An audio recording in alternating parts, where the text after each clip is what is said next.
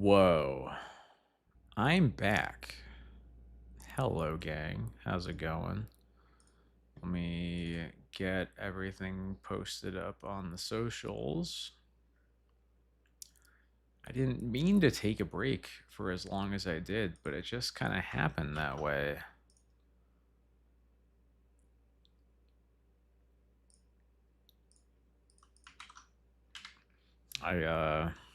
I was sick, and then the light in my room was just broken, and then it was still broken, and then and then my mom was visiting for my daughter's birthday, so I was just gone a while, but I'm back, and here we are.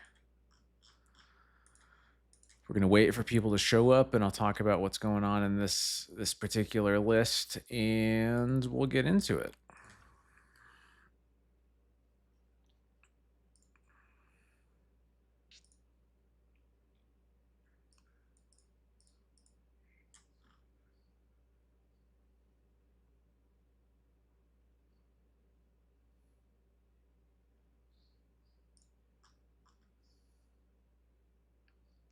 Oh, what do we got? Okay, you. It's the best one so far. Here the whole time is such a good epithet. I think he could be a game changer for D&T too. I think he could make some noise in the legacy metagame, if you know what I'm talking about.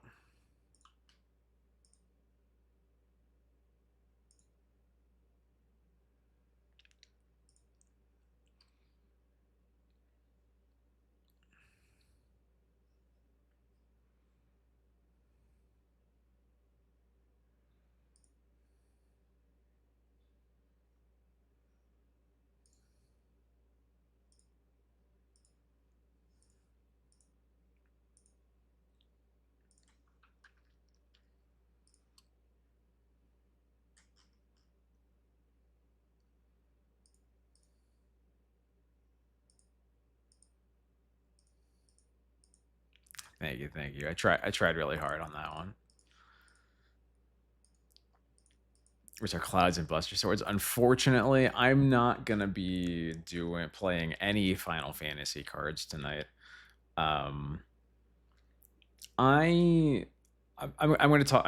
I'm starting early enough that I'm going to just give some thoughts on like my overall thoughts on Final Fantasy as a set for DNT. I think I'm going to end up repeating some stuff that I've said before, but whatever. I'll say it again anyway. And I'll talk a little bit about this deck that I threw together like half an hour ago. I haven't really thought about it too hard, but I mostly just respond. This list is mostly just responding to the fact that, like, apparently, while I wasn't playing because I was busy, Reanimator became the best deck again by a lot. So cool. What else is new? Um, but yeah, we'll give it a couple of minutes, then I'll start talking about stuff. So until then, it's shit posting time.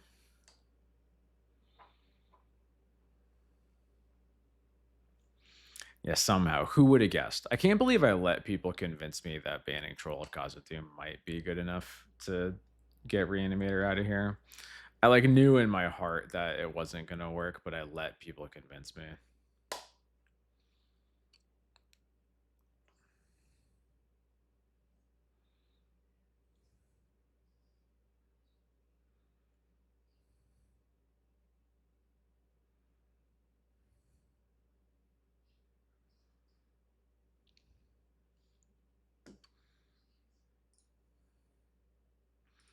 Who knew that Entomb would still be a pretty good card?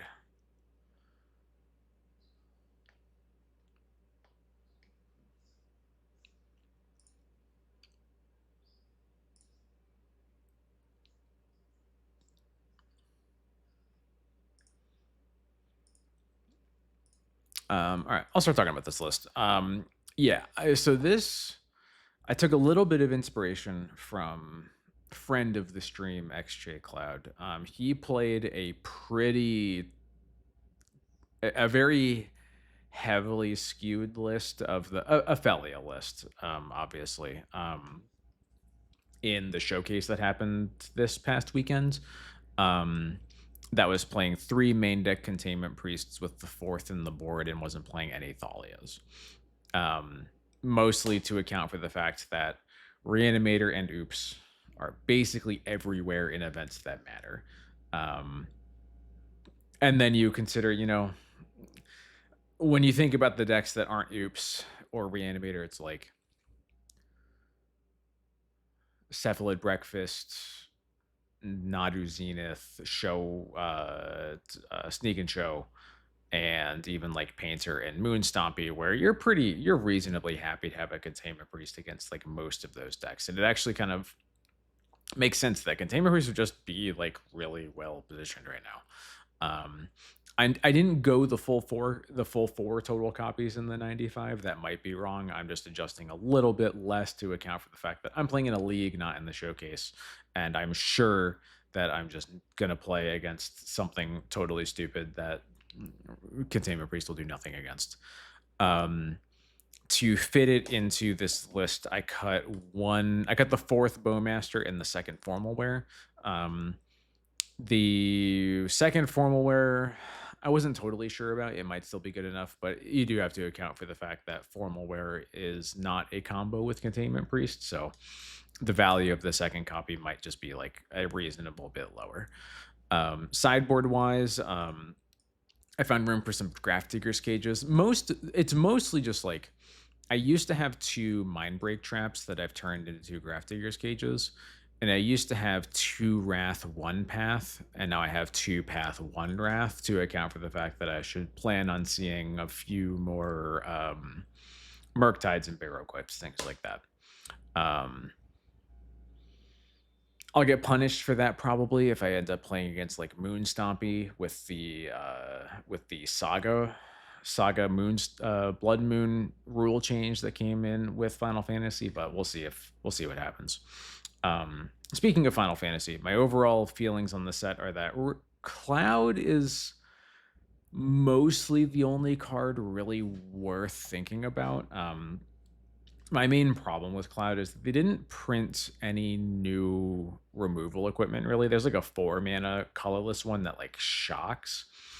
But I think the real problem with Cloud in a D&T shell specifically, at least, is that you're mostly just going to tutor for whatever card you want most to have in your hand when you die with like 6 cards in hand. And that's to speak nothing of the fact that we learned after the spoiler, but before the set came out, that Formal Wear plus Cloud does not work how you want it to. You don't double the tutoring equipment trigger if you bring Cloud back to the battlefield from the graveyard with Formal Wear, which is a big bummer. But yeah, I think I could see Cloud working specifically in like the red splash, both because the red splash can operate off of white actually pretty effectively because it has a lot fewer red spells it's casting early in the game. And the worst case scenario, you can get a couple chainsaws and you're just tutoring a bunch of incinerates, right? Or lightning strikes or whatever. Right. If we had a mono white assimilation aegis, or even just like literally just Oblivion Ring, no other text on an equipment, we would be talking. Unfortunately, since we need our Cloud to get us cards that are reactive, and they really didn't print any reactive equipment, that's where we are, which makes sense. Making reactive equipment is like weird.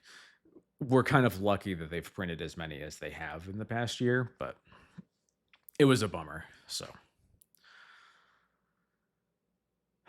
and I think that's pretty much it. A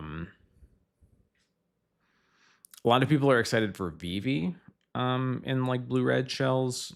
Not sure if that's going to pan out in Legacy. 3 mana is a lot, but we'll see.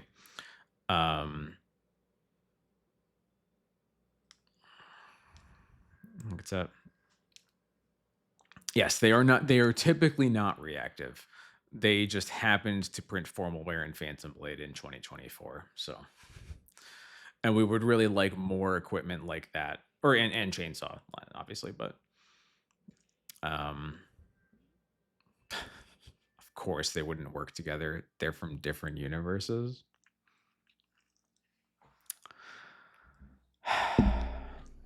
Yeah, that's fair. You're right.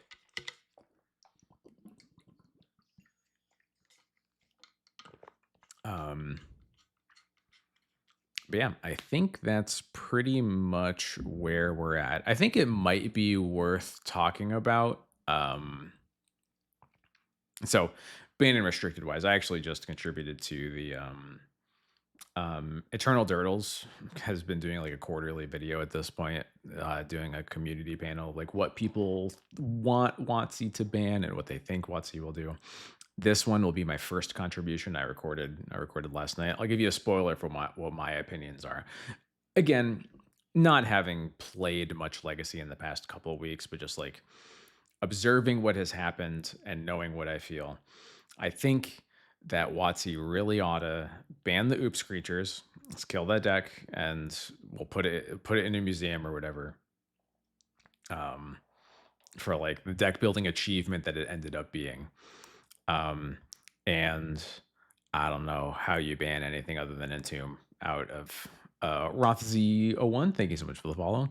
I really don't know how you ban anything other than Entomb out of Reanimator at this point. Like, they cannot swing and miss a fourth time. Like, oh my god. Reanimator has gotten 3 cards banned, and it is still the best deck. So, like, what's up, Shellgrave? How's it going? Have you ever played Boggart Trawler for Graveyard Hate Early Swamp Flexibility? I have played Boggart Trawler once or twice. I think it is a lot better in the Overlord shells because you would like more lands to get with Overlord, basically. The main issue I had with Boggart Trawler was that like there aren't many like it's not actually that good against Reanimator, or it doesn't do anything against oops. It's not that great against Reanimator because most of the stuff they care about being in the graveyard is only there for a turn cycle at most. So it as a 3-drop tends to not be that good. It's really only good if you're fighting against like Barrogoyfs, and if you're fighting against Barrogoyfs, you already feel pretty good about that part of the deck, you know. And the incidental graveyard hate against other decks is like okay, but there aren't that many where like you are happy to clear their graveyard once. So yeah, I feel bad for any non-blue black Reanimator players that would no longer have a deck with Entomb gone. I just don't see any other realistic option because I think the only there's 2 other paths that I could see. One is if you get rid of Atraxa, I think that you at least put the like lean Reanimator part of the tempo shells in a weird place where they don't necessarily have a Reanimator target that is good against removal. That said, they have played Grizzlebrand in the past and certainly could again. And I think that mostly leads to similar problems as Atraxa does. The other thing you could do is, assuming that you are definitely banning the oops creatures, and I really think you should, there is a possibility that Reanimator becomes a lot more manageable when the playable graveyard hate isn't so limited by what is good against oops, which is these cards and nothing else. You can play Surgical, you can play more Fairy Macabres, and that's at least, it's much easier to have strong graveyard hate against Reanimator when you aren't, when your graveyard hate isn't dictated by what's good against Oops. In that sense, I think you could ban Tameo, and that would get you somewhere. I honestly think you probably should ban Tameo regardless, but I could see the perspective that banning Tameo specifically because of how much it's a feature of the newest blue black Reanimator decks could be good enough. The thing is, if they swing and miss a fourth time, people will rightly be furious because this deck got sick to play against in like July of last year and we're still dealing with it. So I don't know. I think they just have to ban Entomb and and apologize, but that's just what you got to do. I'm gonna suit a non-graveyard combo deck. Hell yeah. Well, if I'll promise you a raid if you are live when I'm done. So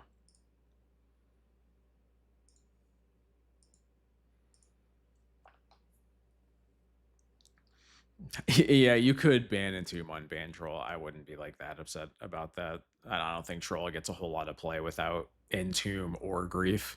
Um, so I don't think it matters a whole lot, but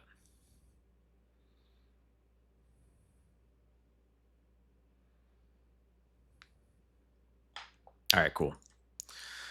Uh, so yeah, I think to summarize my thoughts, if I were in Watsy's shoes, I would ban the Oops creatures, I would ban Entomb, I would think about banning Tameo. I probably would.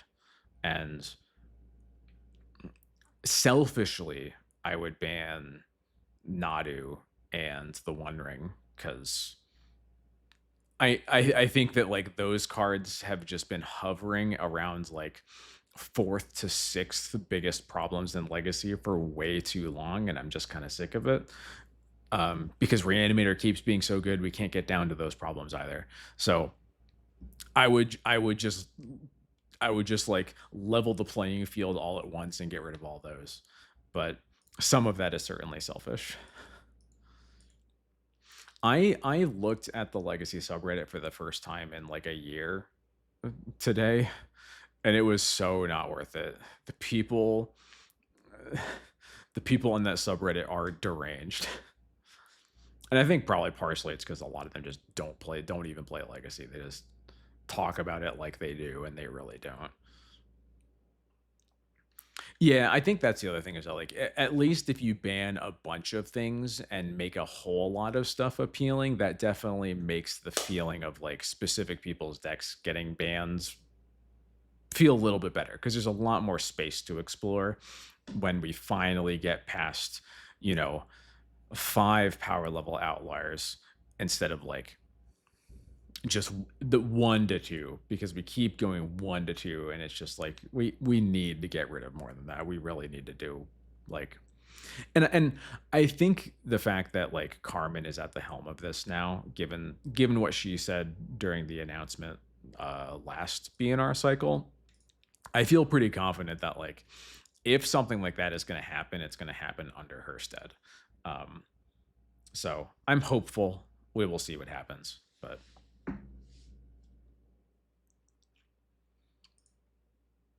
yeah, so many people play Legacy less than 5 matches a month. I also think that like this kind of goes both ways, but I think like the perspective of people who play on Moto and the perspective of people who play their weekly paper legacy or their paper legacy weeklies is just like so it's so difficult for one of those sides to ever relate to the other, and so people just like tend to fight like dogs about like their perspective on the format in a way that's just like never gonna lead to anything helpful, you know.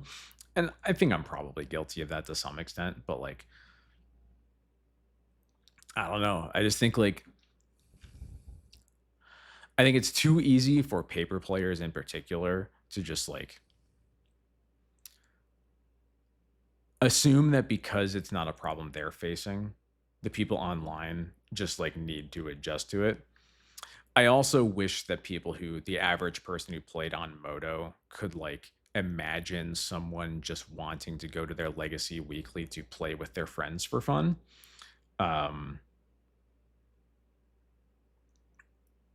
and it's really hard to like get those two viewpoints to ever agree on fundamentally anything. So, um, yeah, I think that is definitely part of it.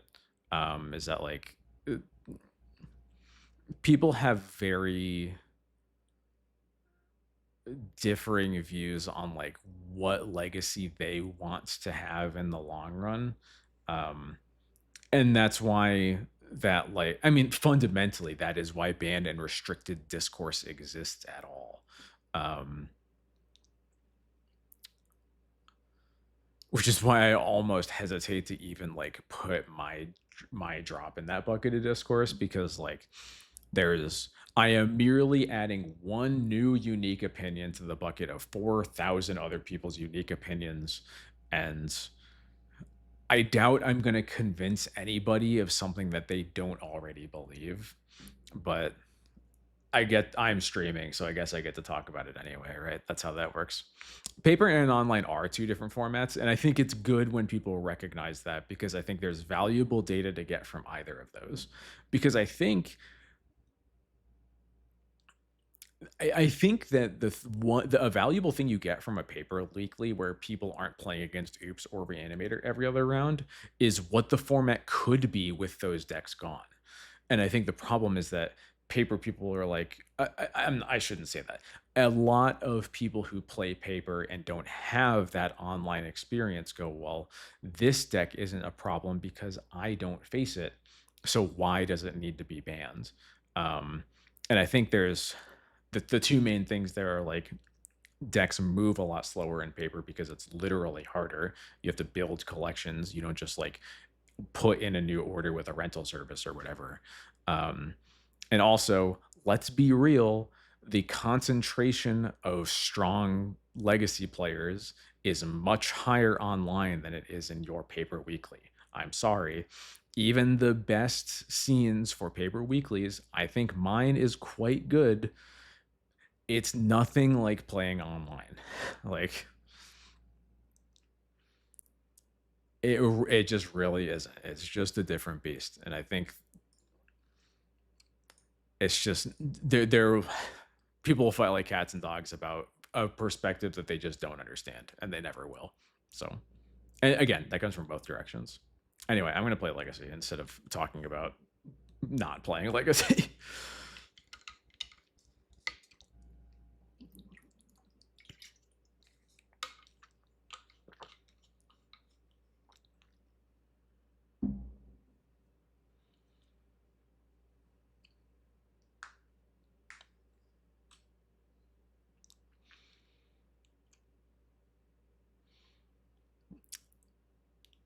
Yeah, I don't I'm not familiar with that quote, but I think it's accurate. Like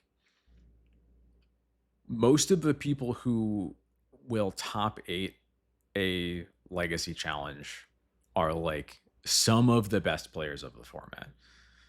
The reality of like the fact that you have to be dedicated enough to a format so you want to spend your time playing a fake version of it online and also then spend like 5 hours straight playing it. Like there's a very specific and like obviously time zones matter, but like I could be playing against like one of the best players from Japan. Who knows, right? Like it really is just like it's a level of competition that I think a lot of people who do not play on Magic Online just don't get. Um, I think that the financial loss aspect of it is complicated. Um, I think it is important to note that like we're almost never actually talking about banning reserved list cards. And most of the reserved list cards that exist around the cards that we want to ban, they're gonna retain their value anyway.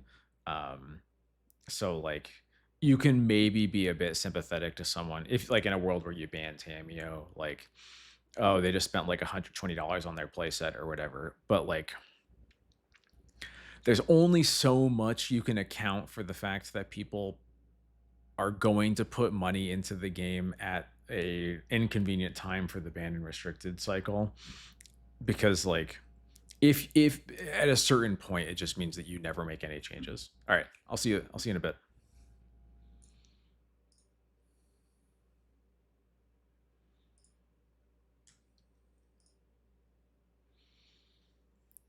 I also think a thing that's underrated about Legacy in particular is that like, I don't think that there is a format that it is easier to borrow cards for. Like, if you want to like,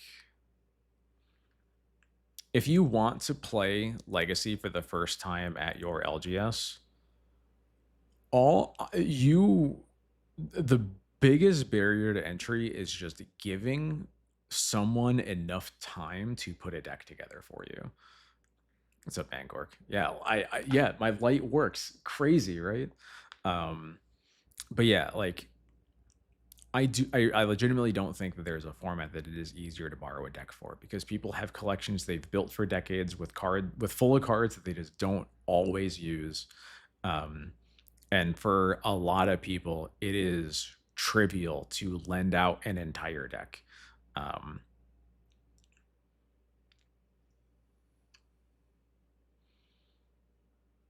the last reserve list card banned was Survival. Yeah, that was in 2010, 2011, maybe.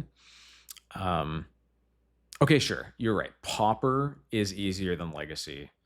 I think that they are at least comparable in terms of like people's willingness.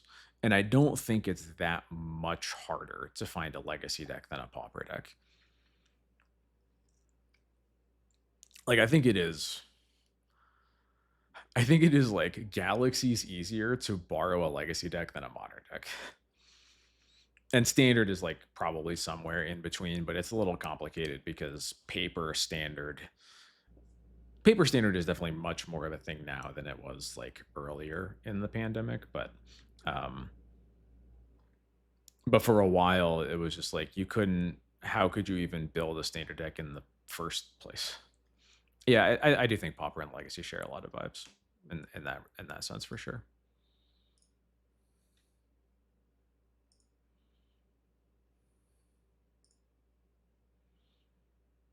But I think it is a good point there that like, a lot of people who play Pauper are sickos who own like the whole format, because it's a lot easier to do so. um I've been in queue for 5 minutes. Oh my god. um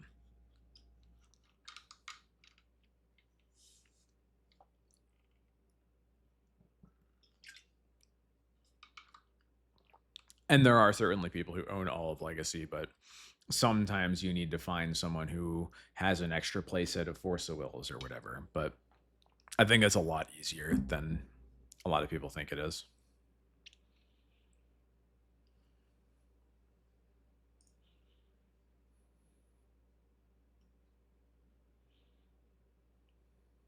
All right, there we go.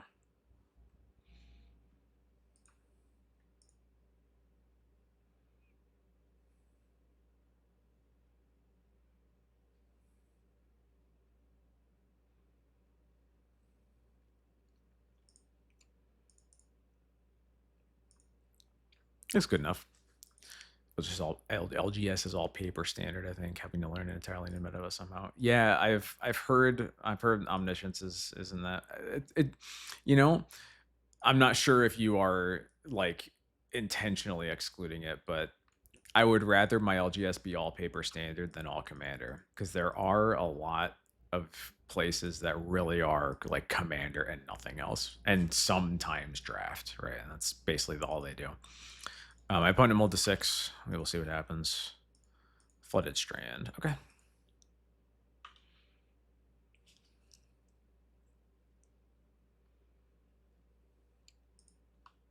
I'll go ahead and F6. Basic Island. Shuko. Breakfast. Okay. Unfortunately, I'm going to play Wastelands on the hopes that my opponent, if they are going to play a turn to what's it called? If they're just gonna try to illusionist me right away, there's a chance that they would be trying to do it off of. Yeah, okay, cool. I was on the draw, and this happens sometimes. We will see what their deck has in it. Anyway, I played the Wasteland because if they were trying to cast the Illusionist off of Urza Saga, then I could take away their mana before they could actually cast it. See a Voice of Victory. There's a Step Through. That hasn't been as popular in Breakfast recently.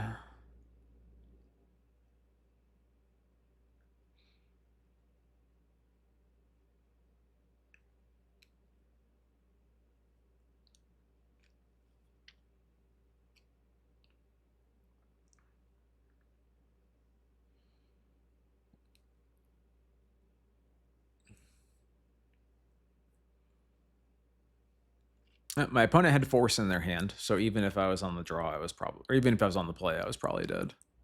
Right, force. Yeah, there's three. Yeah, three forces got milled. Okay, well, that happens. Let's bring in these paths, these flutes, and this Wrath of the Skies. I'll probably bring in the Fairy Macabre too.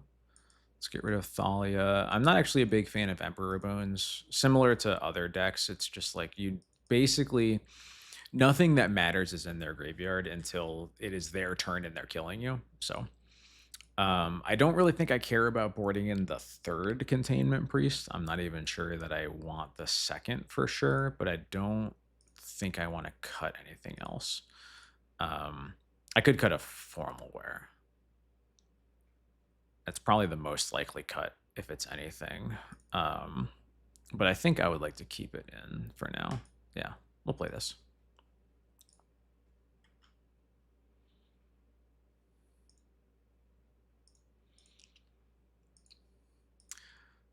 Good luck, XJ Cloud. You got this. You're going to kill it. They're going to offer you a job on the spot. I am aware that that will not happen, but I'm giving you that energy.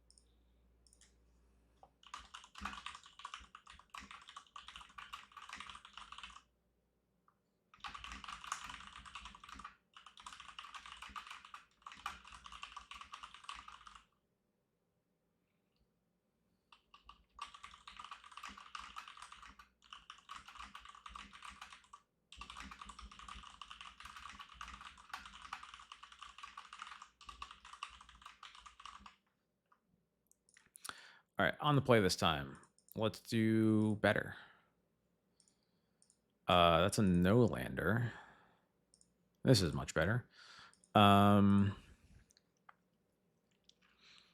do I want to get rid of? I don't really want to get rid of any of these.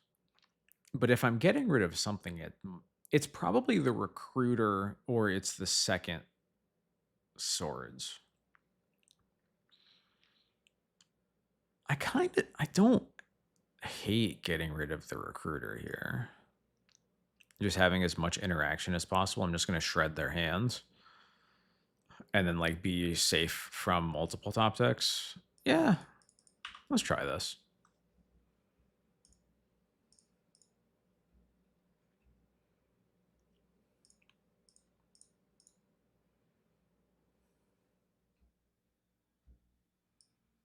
Ooh.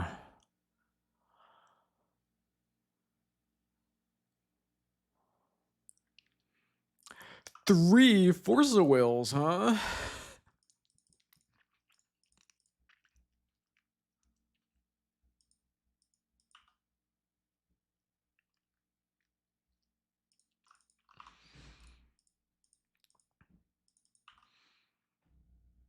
I got something for you, opponent. I should play a land here.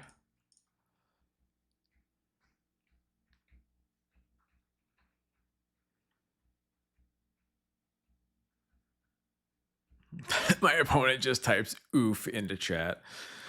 I think they have to force this pitching a force, right? Yeah, they do. All right. Well, I will...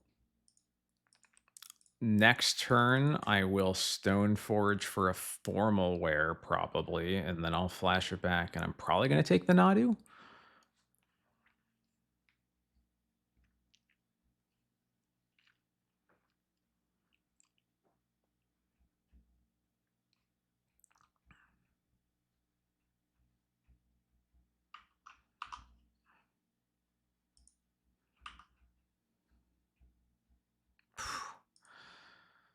Um...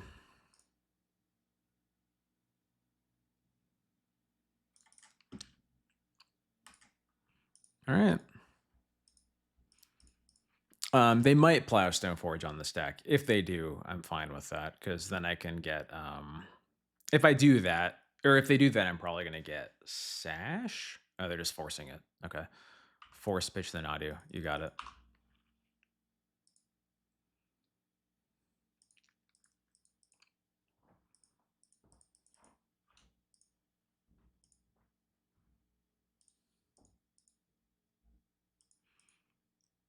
Okay. Cephalid Illusionist resolves.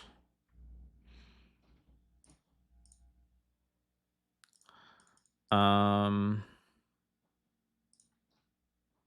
I'm just gonna do this now.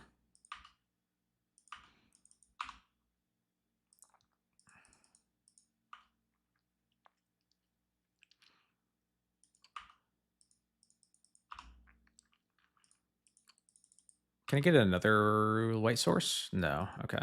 I have to hold up plow here, unfortunately. Yes, they did mill a Serenity. Yep.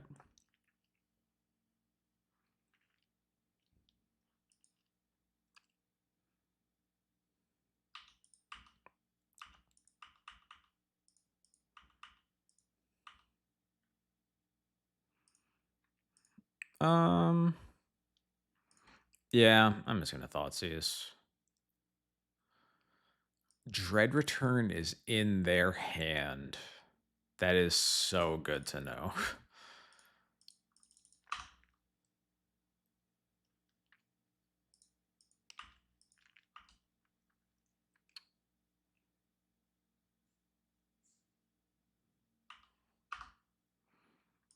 Come on, gimme. Oh my god. Jesus.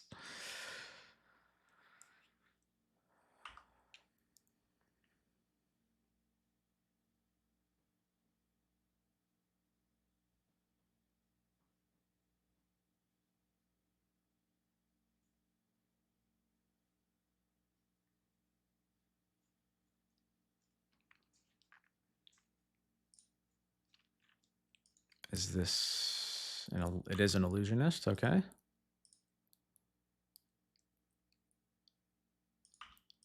And they are not going for it. That makes sense. I am gonna just do this now, though. Find an Archamoeba, that's fine.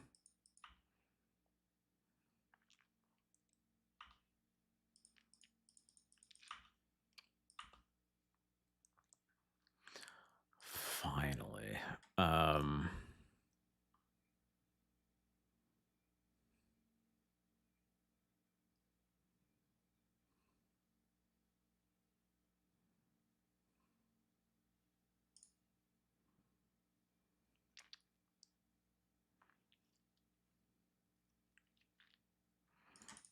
Yeah, we're gonna play Sash here.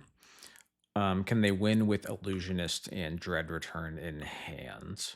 Yes, because they need an extra turn to do so.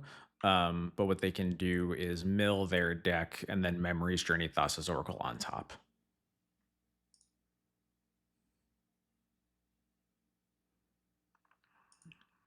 They drew Nadu, of course.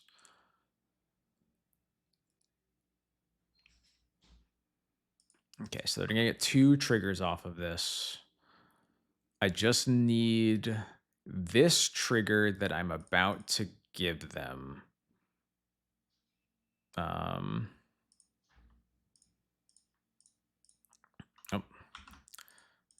Just need this to not hit a daze is all I really need. Nomads. Okay. All right, yeah, they can also brainstorm. They do not have therapy. That's pretty much fully out of breakfast lists at this point. Okay.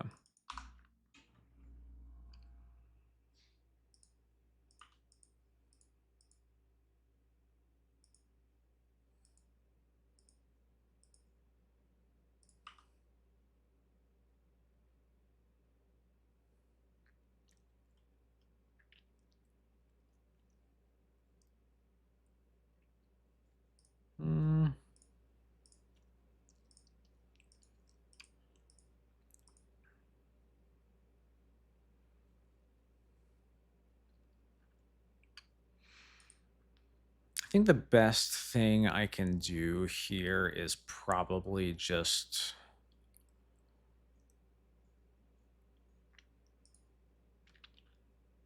Wisp of Plains, probably.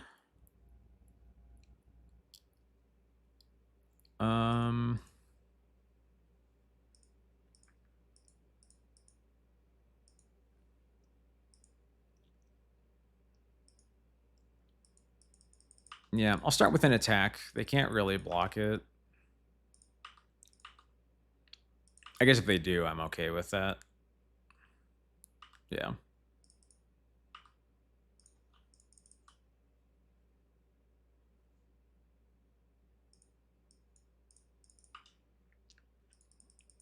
But I'm definitely a little bit behind right now. We've at least dealt with 4 of their 8 combo cards here. We just really need them to not draw another one. And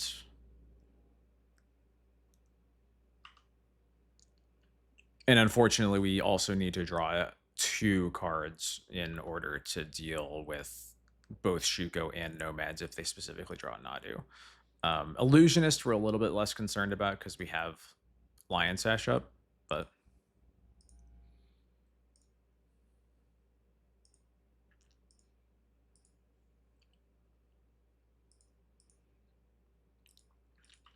okay.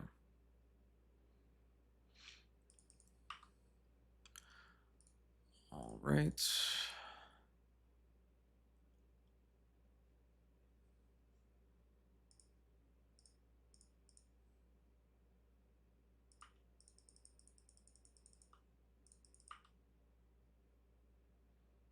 Okay, that's something. The reason I don't really like waiting on the Wisp is that, like,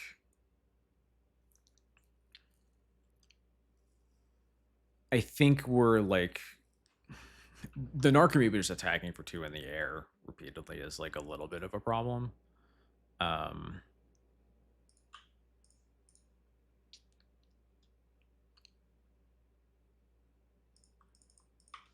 All right, I should just start by attacking.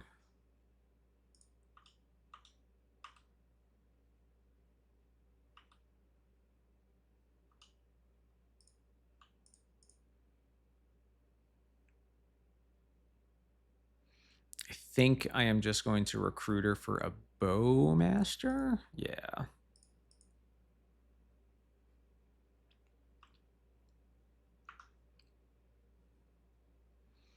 Or I could get, I guess I don't really need a Fairy Macabre with Sash out.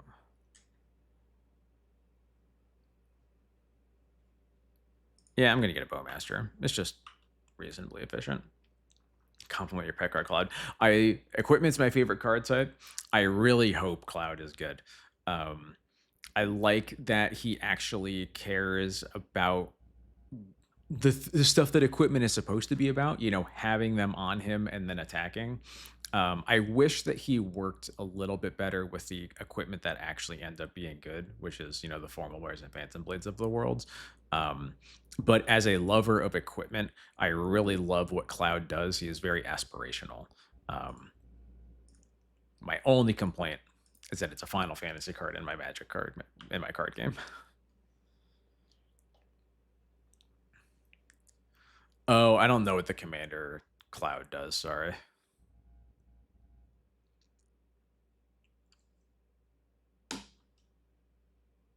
Well, that could be bad.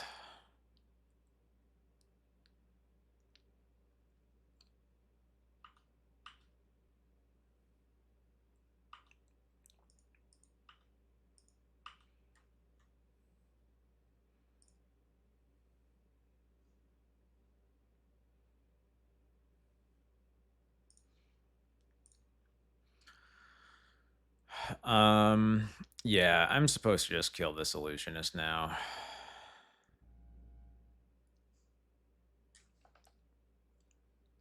There are 3 clowns? I thought there were only 2. So I think the biggest argument for not casting Wisp is probably this Solitude that's in our hand, but alas. Kark. Of course, there's so many cards with Cloud in the name.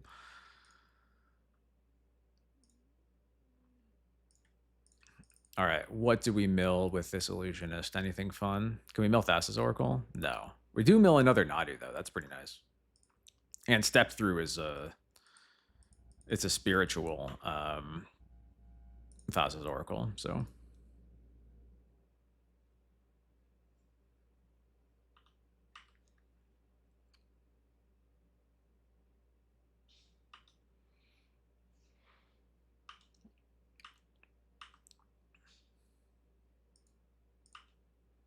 So we dealt with 3 illusionists and 3 Nadus.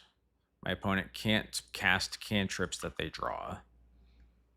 I think we're in a pretty good spot.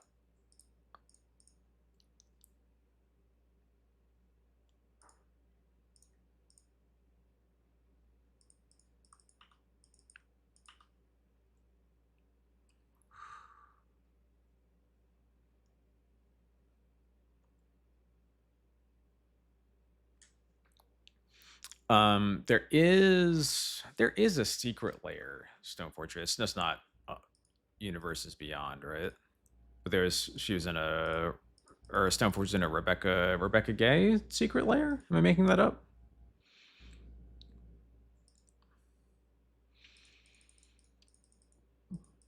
Um. Anyway, let's go to combat.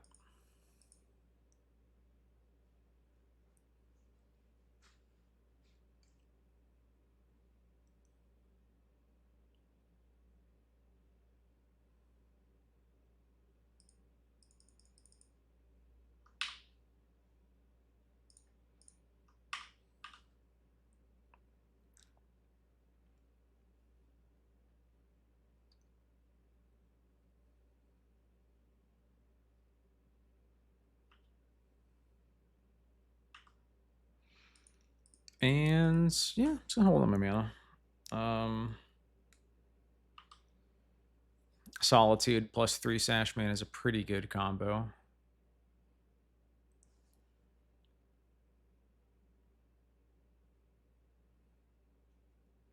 Another Shuko. Is that's 3 Shukos?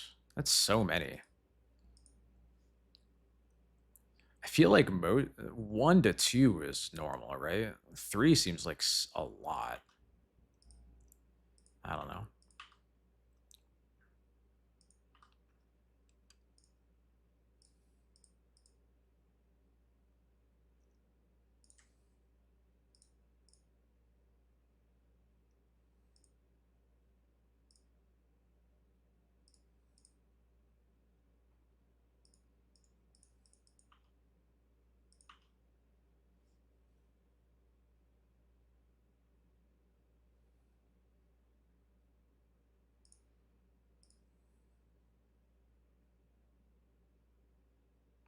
Wish I drew a white card because I would actually kind of be happy to Skyclave the Nomads here, and then hold up Solitude. But I think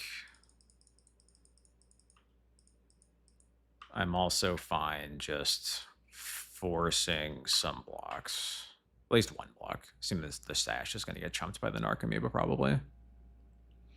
Thoughtseize into oh right, yeah, I could just move the Sash over to the Wisp. You're right. With the Thoughtseize I can check for swords because I didn't do that previously because of swords, but that would probably just be lethal. Yeah.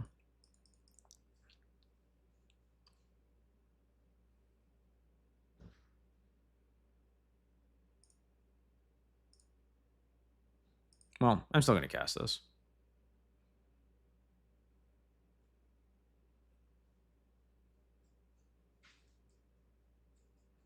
I feel like the other card in their hand is probably a land though, honestly, right? Oh, Force. Force also makes sense. Well, happy to get rid of that. So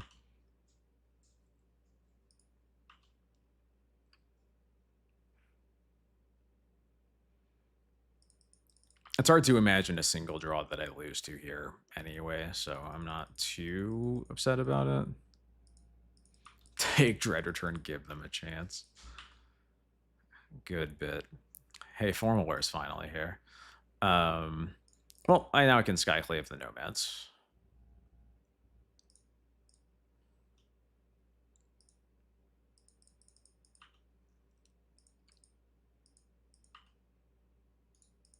And now they're dead even if they have swords, so. Or no, I just put a Skyclave into play. That's not true. No, it is true. Right, because they have to block the Sash even if they, yeah. Okay, cool. No, we did it. We're good. All right. Let's win game 3.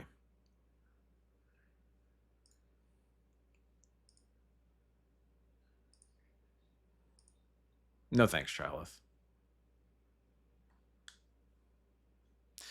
I am realizing that my opponent doesn't have Urza Saga in their deck. I think that might be why they have 3 Shukos.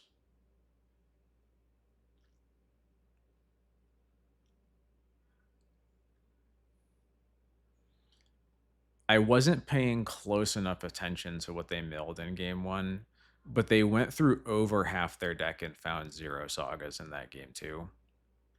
I think that might be what's going on here. I'm not 100% sure, but I think that might be what's happening.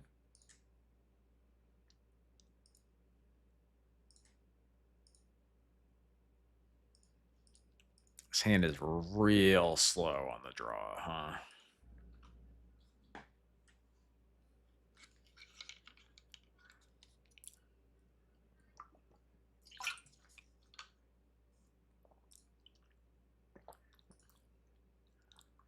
Okay.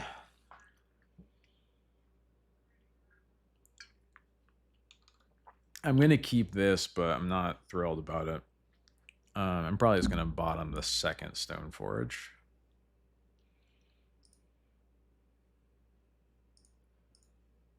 Yeah.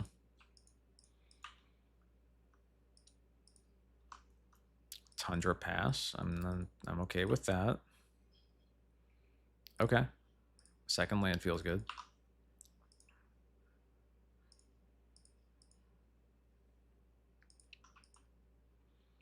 When they milled, when they killed me in game 1, I also forgot to check to see if they have days in their deck.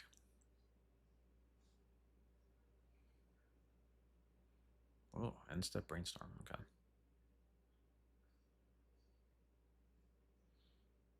I can't imagine not having them by choice.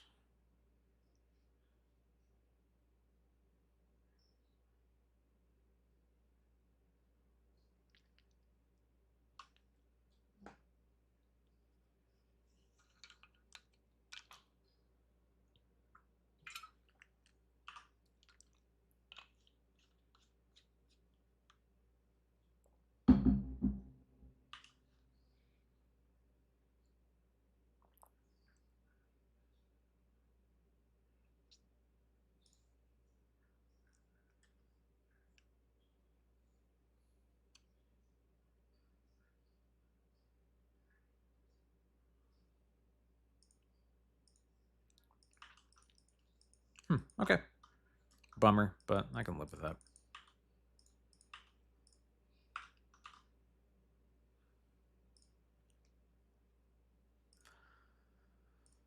Yeah, let's Stoneforge for Phantom Blade, probably.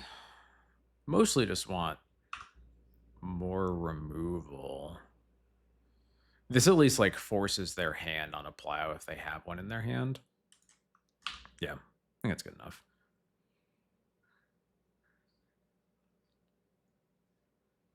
I think the only other realistic option is probably, I guess you probably could make an argument for Cauldron. I think it's hard to make an argument for Sash. And I think it's basically impossible to make an argument for Formal Wear.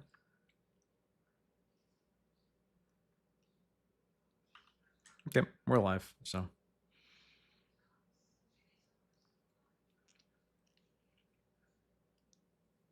We at least got that going for us.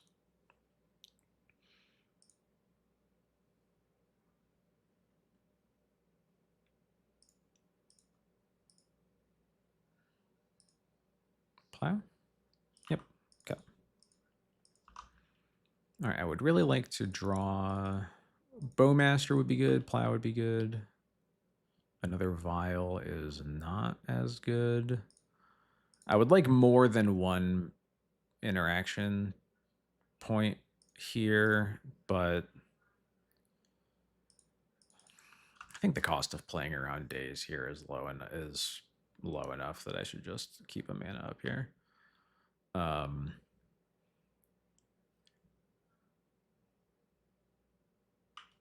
So here they need to have a pretty specific set of cards to beat my Solitude. We will see what happens.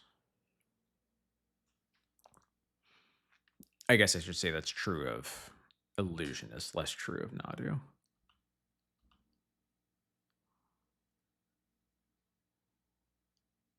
That's Nadu. Okay. Cool.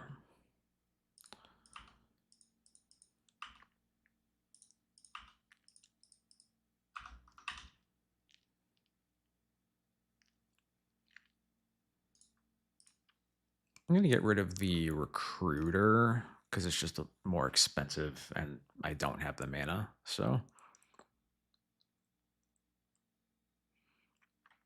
my favorite thing about Solitude over Plow versus Nadu is that they have to force before they get a card. Okay, they do have days. That's good to know about. Am I supposed to just Solitude this now while they're at one card? At only one card in hand, I think I'm supposed to wait.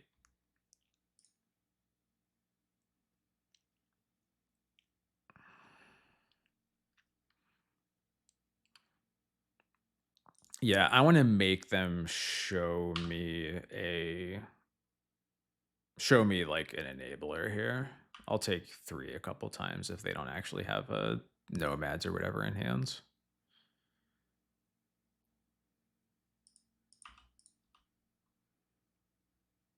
It looks like they do, but that's okay.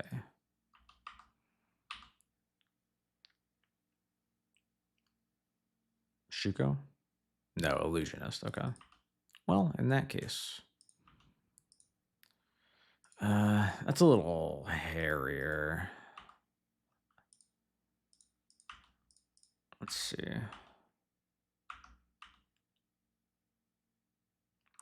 That helps a lot. Because now I can safely Solitude the Nadu and then Vial and the Bowmasters if I need to. And I think because they only have one card in hands, because they only have one card in hand, I don't have to worry about them presenting something and then also having force backup. So I don't need to use the Solitude right now. The reason I would like to not is because it would be nice to just Skyclave the Nadu next turn.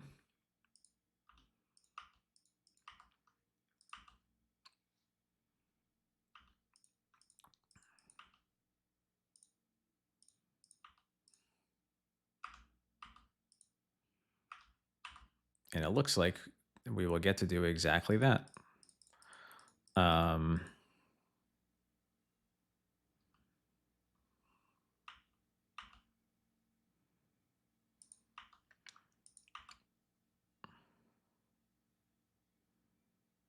Yo, what? I forgot that this has like an ability on it.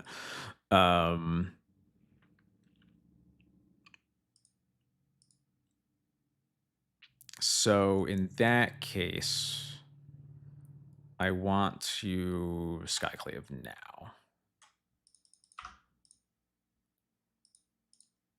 Skyclave this now. They reveal a Nadu, of course they do. Naturally. They get a Savannah. They mill 3. They mill another Nadu. Okay. Got it.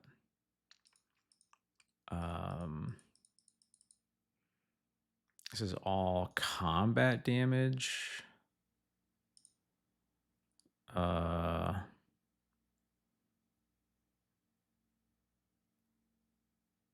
think I just want to put a Bowmasters in play while they have no blue mana up in case they have a cantrip in their hands. And mill another Illusionist, Brainstorm, Hedge Maze. Yeah, okay. All right, so Savannah's in play. So they have a Nadu. We'll see if they have another Enabler. There's another situation though where they would need to have Nadu, Enabler, and Force and blue card.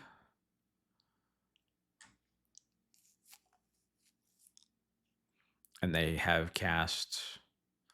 It's been several turns since they've cast a cantrip, so hard for all that to come together at once. Not impossible, but difficult.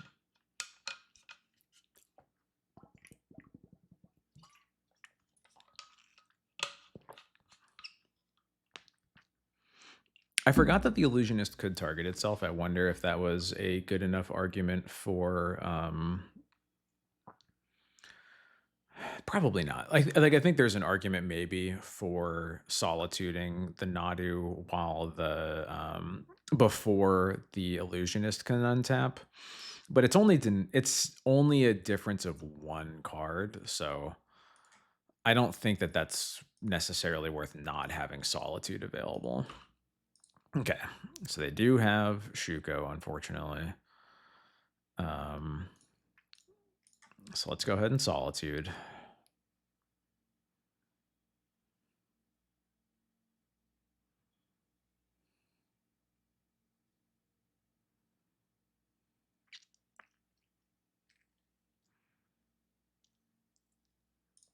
Cool. They get a Cavern of Souls.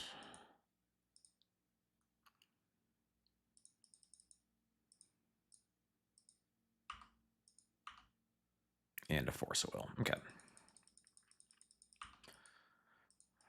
So we're pretty vulnerable to top decks, but we have once again dealt with 1, 2, 3, 4 of their combo enablers. So we're in like a decent spot here.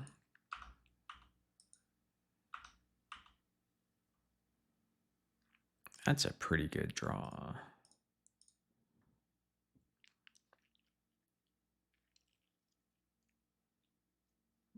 Force pitches another Daze. Okay.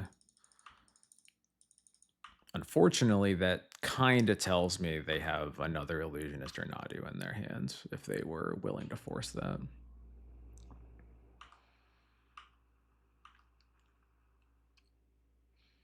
But if they don't, I just need to draw land, and then we're in a really good position. Interesting.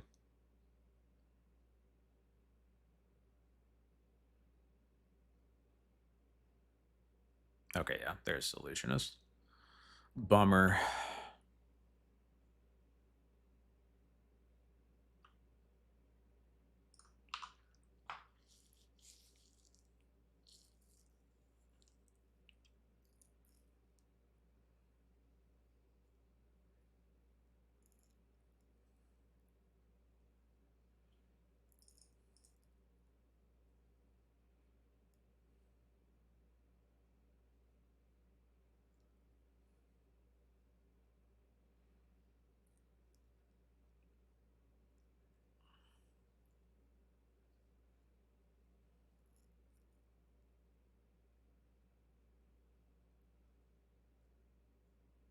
Wow, Dread Returner is on the bottom of their deck. That's cheating.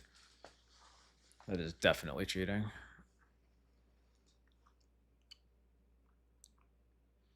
If only this was a Fairy Macabre, it would buy me a turn, but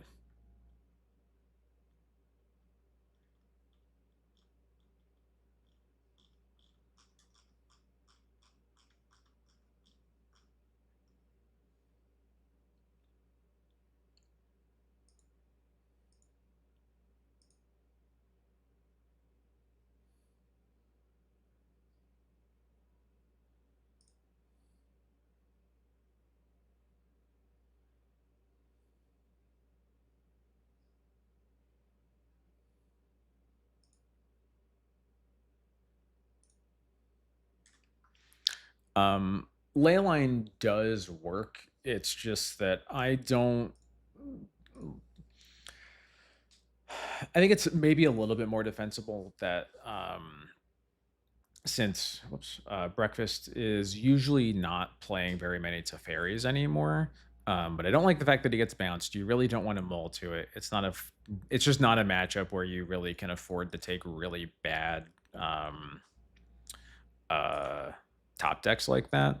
And I really want to play as few cards as I can in that matchup in terms of how many I'm going to play as few cards as I can that don't do anything versus Nadu. Is basically my approach. Okay, playing it's mono white Stompy. I feel like I'm very likely to take mana here. I'm leaning towards taking. So I can't cut them off of white because they have Chrome Mox and Razorgrass Ambush. I'm a little bit tempted to take Razorgrass Ambush because it means they have to spend like a real card on the Chrome Mox to make white mana. My main concern with that is that this Sage of the Skies could just be enough on turn 1 to kind of beat us with this hand, but at the very least we will get to like Skyclave the Dungeoneer that presumably doesn't get exiled to Chrome Mox. And maybe it works out for us there.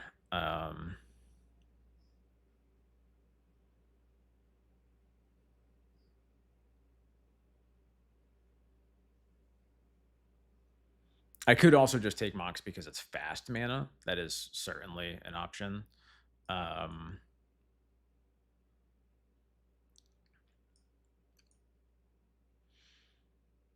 Yeah, the main I think it's like, do we care about getting more time or do we care about taking more cards from them? And I guess in a sense, because Sage of the Sky copies itself with the Chrome Mox, taking the Chrome Mox is yeah, I'm gonna take the Chrome Mox.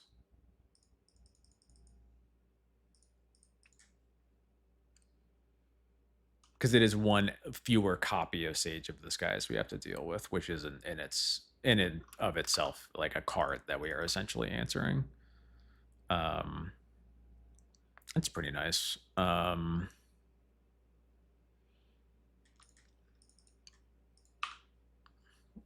Gonna hold up Plow here.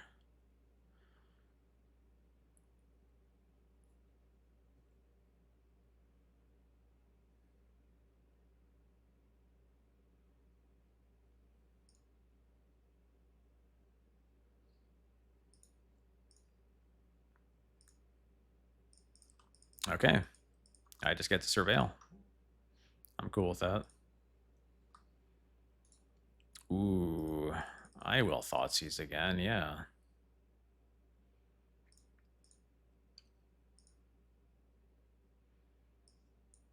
Ooh, they are a formal wear gamer. Well, I'm gonna take their white mana now, so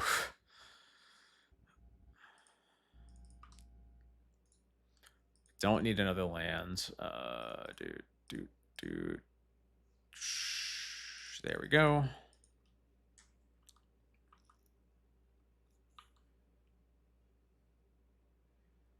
Formal wear, not exactly a combo with Seasoned Engineer, notably. Yeah, I was also a little shocked about that decision. I'm a little bit tempted to play Skyclave just so I can take the initiative away from them as soon as they play a Dungeoneer. It's like, it is weird, but as the only person left playing Death and Taxes back in the Monoway Initiative era, it is really hard to underrate how good it is to just have a creature on board that can attack before the initiative is in play.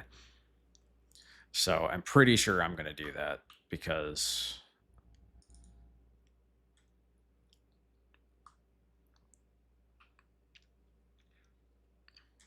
yeah.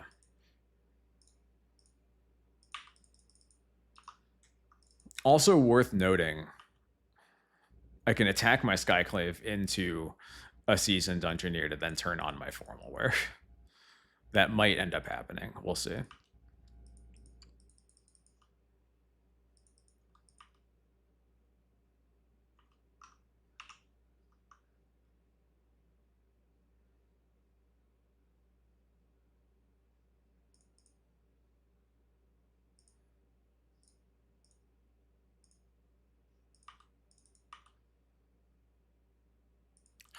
That's a good draw. See, this is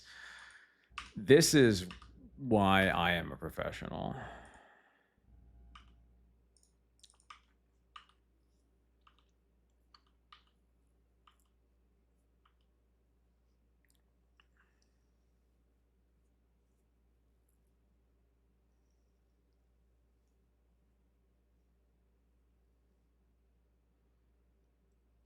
Yep.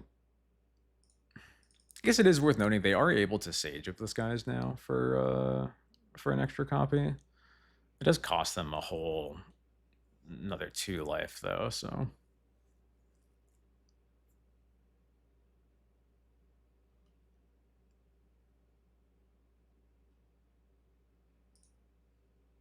I guess now it doesn't, but that's okay.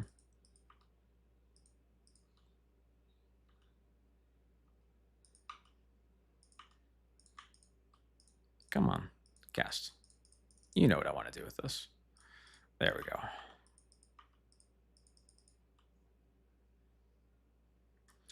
What does that get us?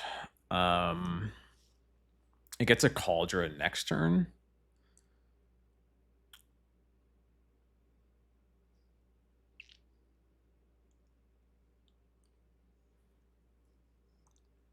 I can also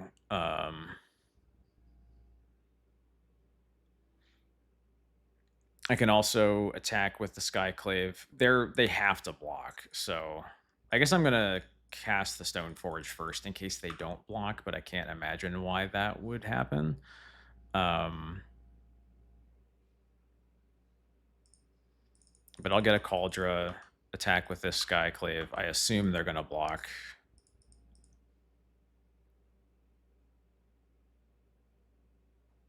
Yeah.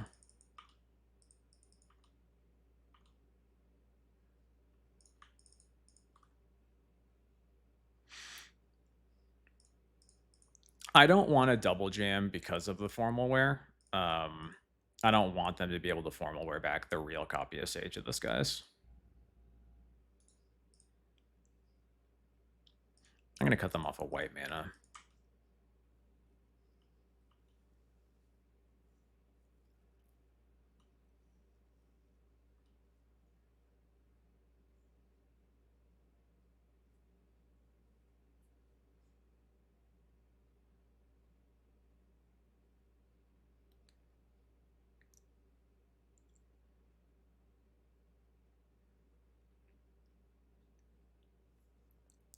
Not Chuck, they didn't play if they're white source because after playing one Thoughtseize, higher chance of a Wasteland than a second Thoughtseize. Potentially true. I guess that makes enough sense to me. Yeah.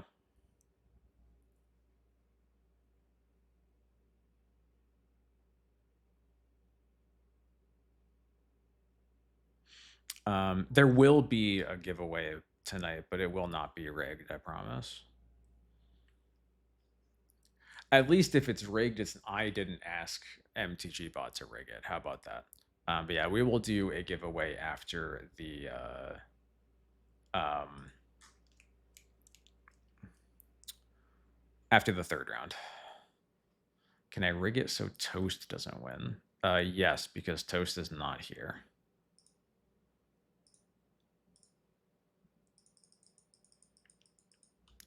Okay, I'll have to spend more mana to put my Cauldron in play. That's fine.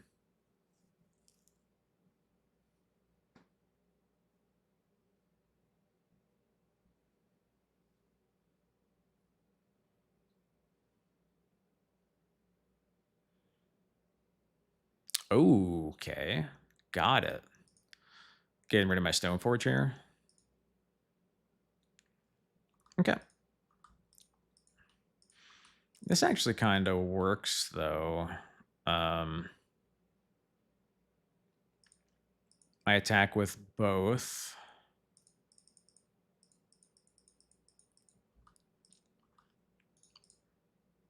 Yeah, I jam with both. They can double block my Skyclave if they want to. If they do, I will just kill the Peacekeeper, probably.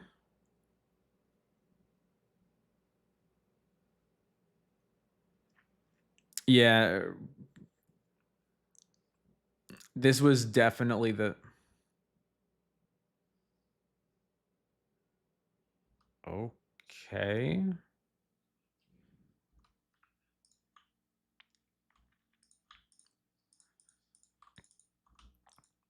I guess this makes sense if their plan is to just block with the skeleton and hope the throne wins.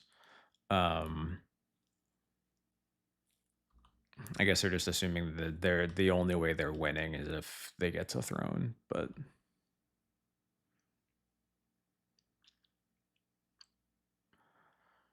and unfortunately we do not get our land drop here. So let's see. There's no good reason to cast Yorion here. I don't really like casting Thalia either.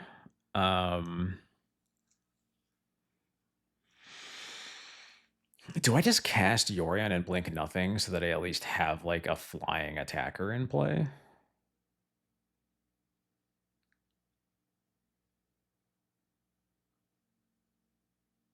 It sounds kind of crazy, but I think that might be it. We're just going to keep casting our ETBs with no targets to have attackers against the initiative.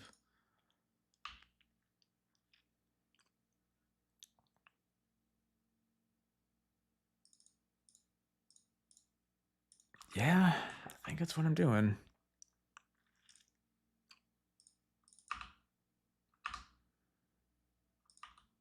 Bummer I wastelanded.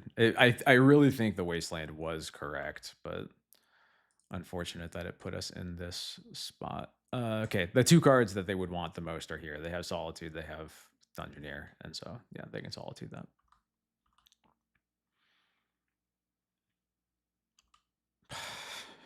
Okay.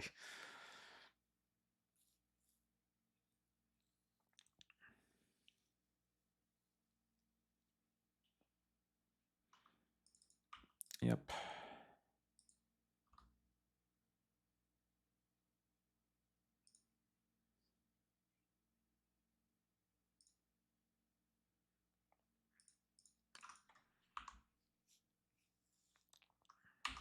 Oh wait. Cool.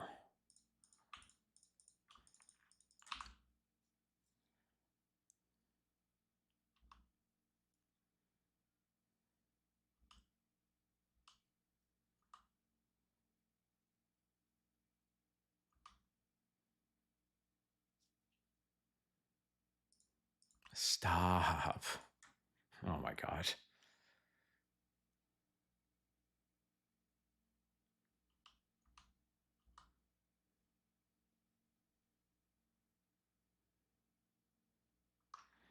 Well, some of this is at least unwise. I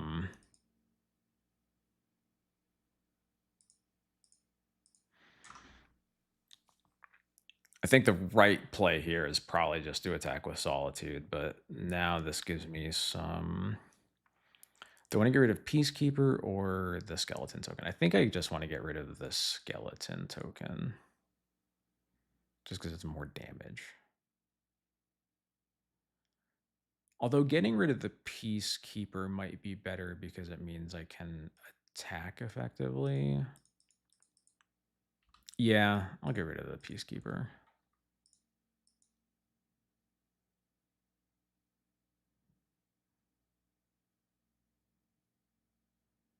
Oh, do you just have Solitude? Razor, okay, sure. Well, I guess that was going to get me regardless of what I did, huh?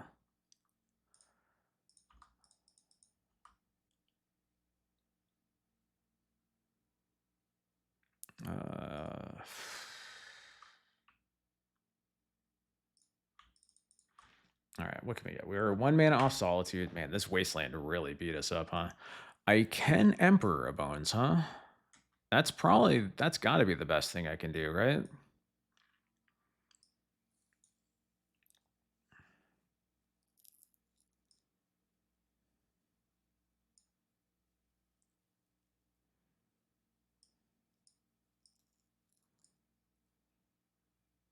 Can't imagine it being anything else. I think it is Emperor back Solitude. I'll get their Solitude because why not, right? There's no reason not to. Yeah.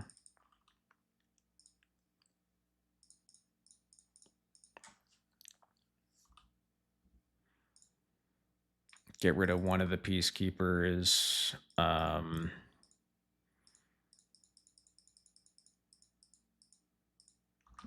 I'm definitely attacking with this. It's just a question of whether I'm also attacking with the Skyclave. I think that I can't really afford to attack with the Skyclave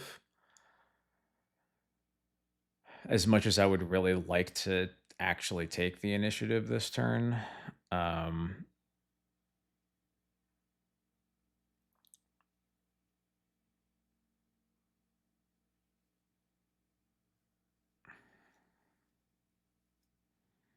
I think I just attack with Solitude. Yeah.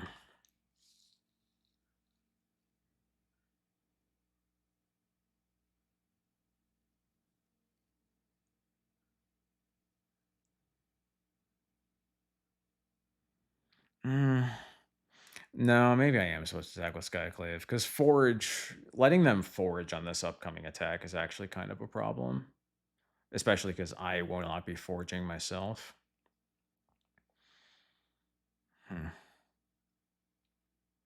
It's tough. Okay, they take the block.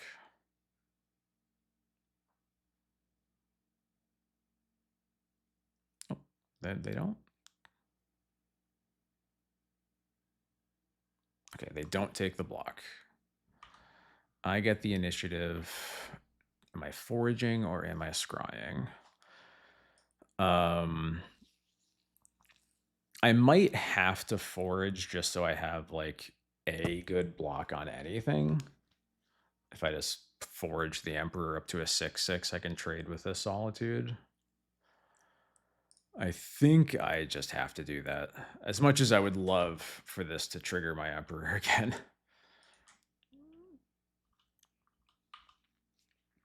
Yep. Nope. Come on. They're on the stack. It's all good.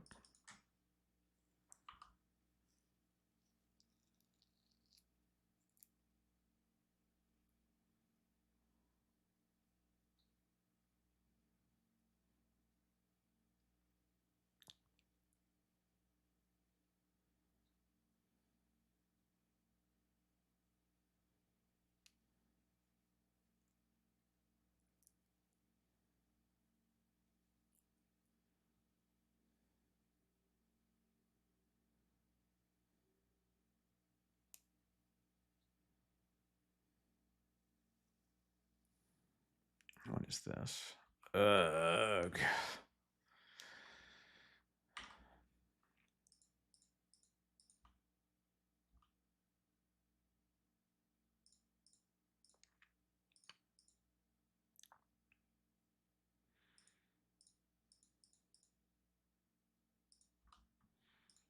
I think this is my one hope. Just put Cauldron in play and hope that they never attack again. We will ignore the fact that I am dead on board if they just attack all into my Cauldron. That's not important right now.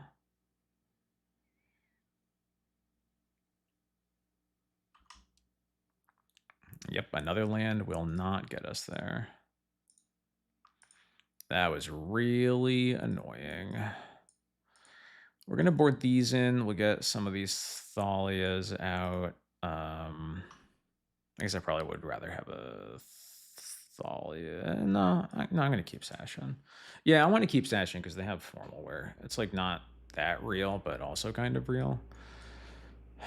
Do I want... I don't... I think I would rather have a creature than Cabal Therapy.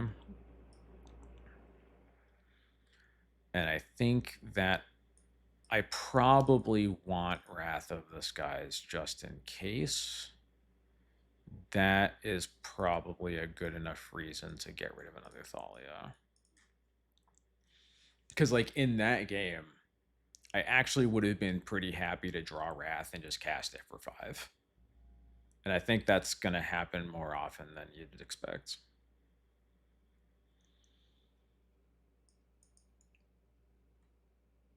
So let's try that.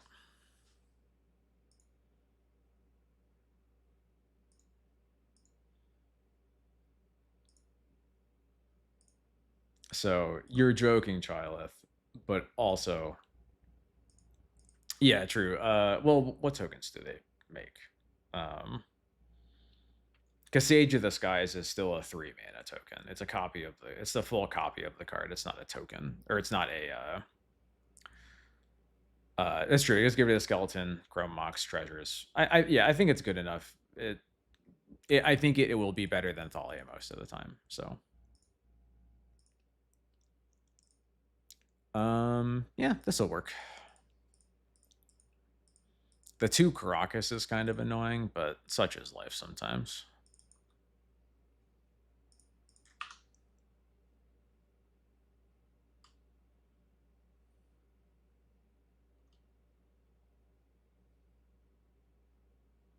Okay.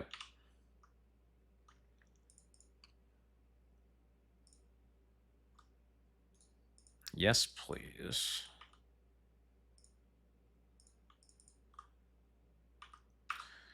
I just have to Cauldron check them here, I'm pretty sure. It's Cauldron or Phantom Blade. I guess I'll do Phantom Blade here.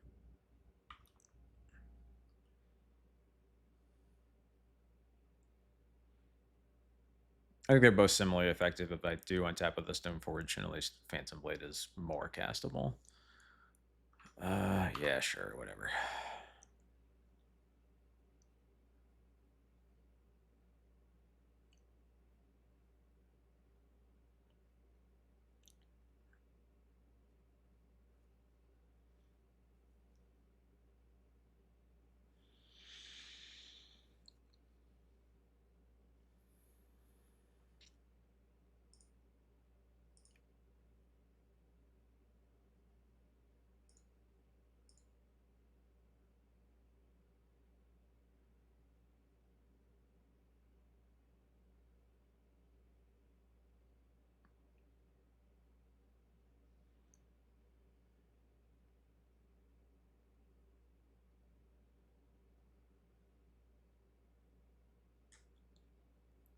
They have a lot of things to choose from here.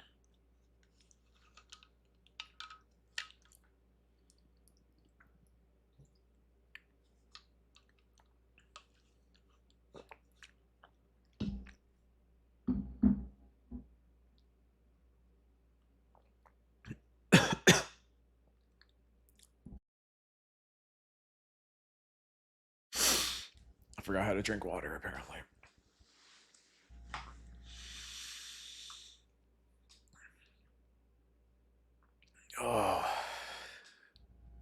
All right, they are choosing. Sword supply shares. Okay.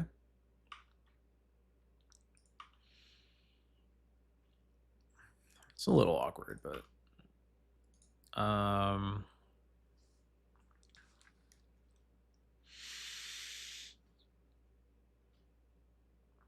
the main reason I'm thinking about getting rid of this is just that like I might need like something that isn't 3 mana given my opponent's start.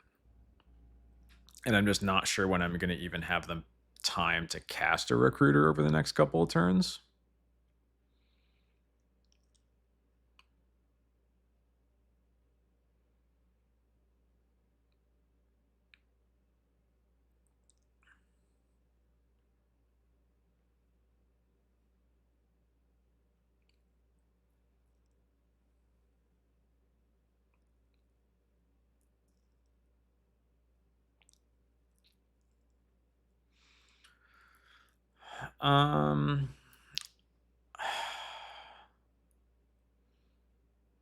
I am going to bin it, and I'm really not sure about the decision. So when my opponent attacks, I think what I want to do is Phantom Blade the Sage of the Sky's copy.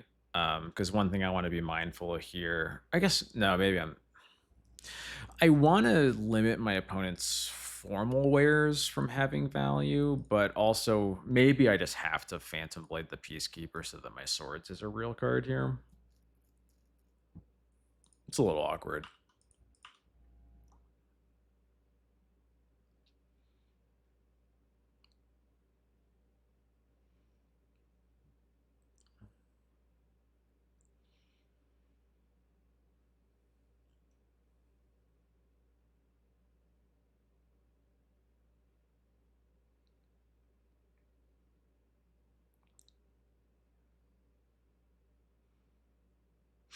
I guess what I could, well, no, I guess that's the same thing. I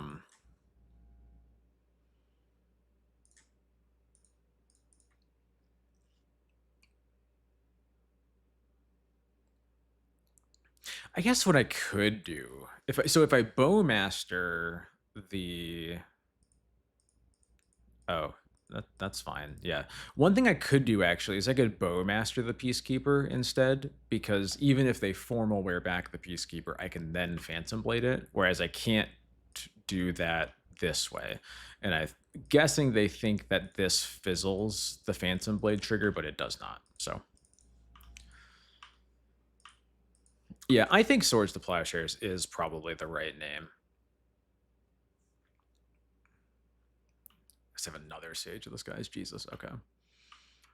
Can I get a Flicker Wisp, please? No.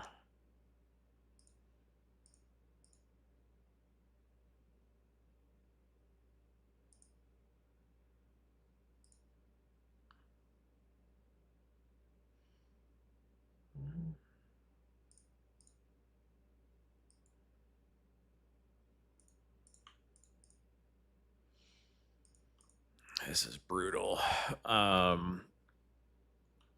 So I think what we're going to end up having to do here, we might just have to Solitude another Sage of the Skies here when they go for this attack. Yeah, I think we have to. I'm just going to get rid of the real copies so that, again, keep formal wear as bad as it can be. Even if they go for a Dungeoneer here, we're about to Yorion or Phantom Blade, so it's not like the worst thing in the world. They are holding up Solitude here so obviously. But can I afford to do anything about it? I think I can't because I drew the third fucking Caracas. Because now I can't use my Wasteland now and still cast Yorion next turn. So that blows. That blows ass. God. Okay, what do I do here?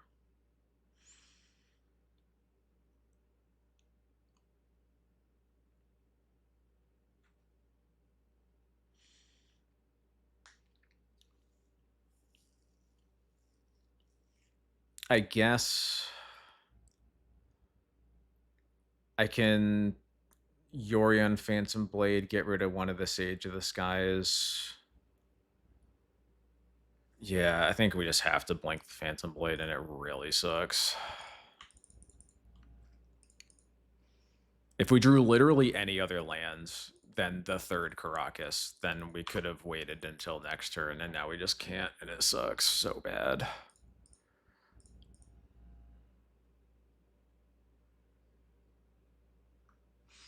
At least we have a Bowmasters for the Solitude, but like we really need to like make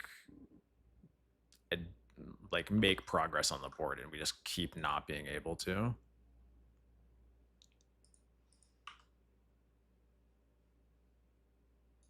There's the land I needed last time. I'll get rid of this one.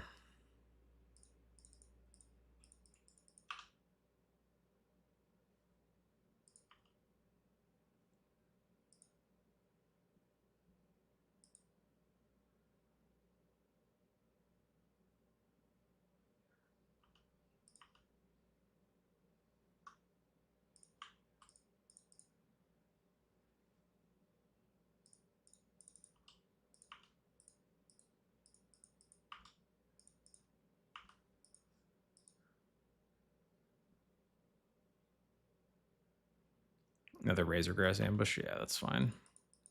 I mean, it's not fine, but I will live with it, I guess.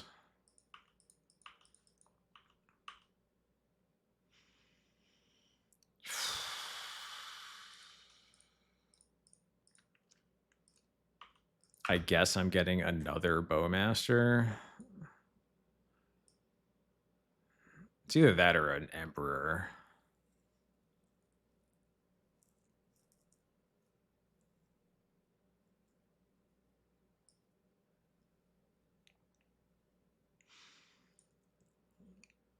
I guess I probably need to take the Emperor for the upside.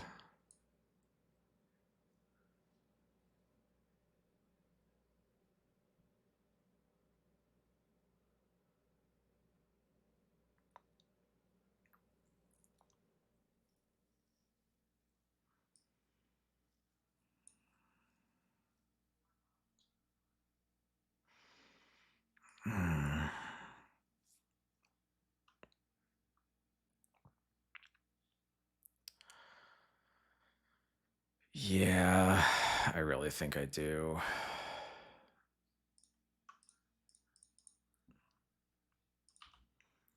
I'll get rid of their Peacekeeper for formal wear reasons, and then I'll probably just chump block the Solitude with my Bowmaster or something like that. I guess probably with the Recruiter. The Recruiter is more valuable in my graveyard. No, I already have a Recruiter in my graveyard, so I might just double block this instead. Yeah, I'm double blocking. All right, cool. That part worked. We're getting somewhere.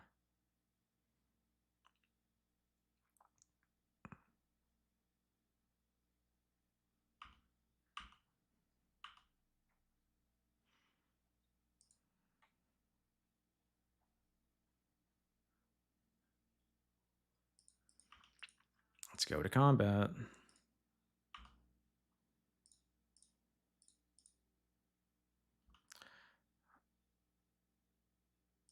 I can't believe this is working. I just assumed they were going to have a plow. Okay. So you're saying there's a chance? Especially after I waste them off of white mana?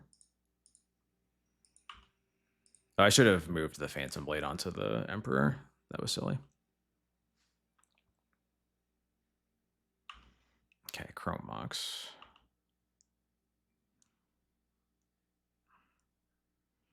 Are we about to get Dungeoneered? We are getting Dungeoneered. They played a Boromir. Interesting, interesting.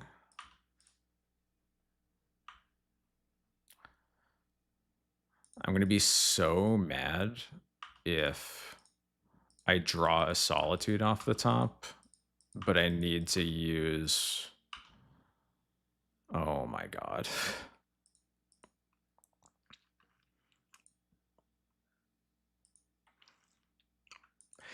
Yeah, yeah, yeah.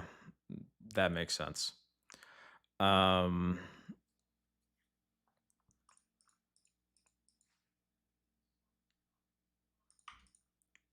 I just have to go to combat here. I also am like almost out of time. I don't know how I've spent this much time on this match.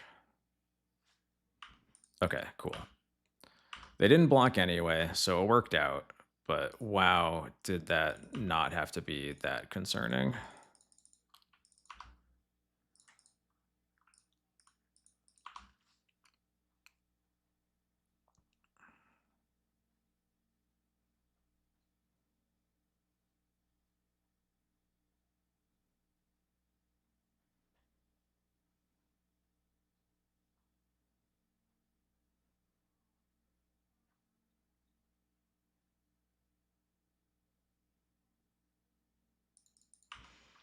All right, forging.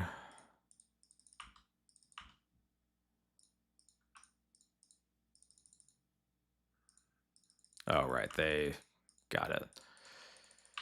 Got it.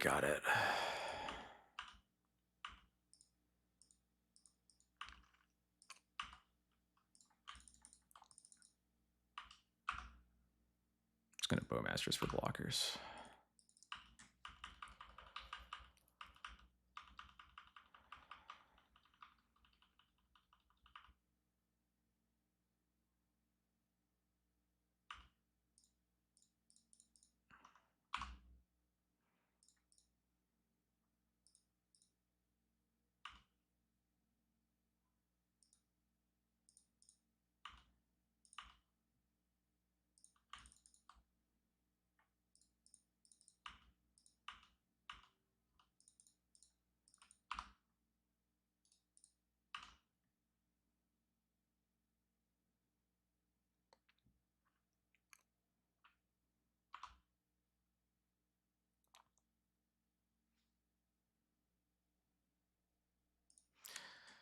All right.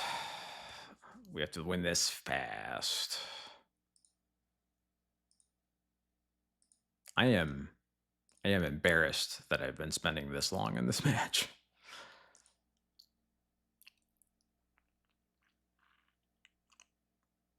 I guess it's been a lot of really tough positions that I've had to think about, but it has been way too long. Keeping.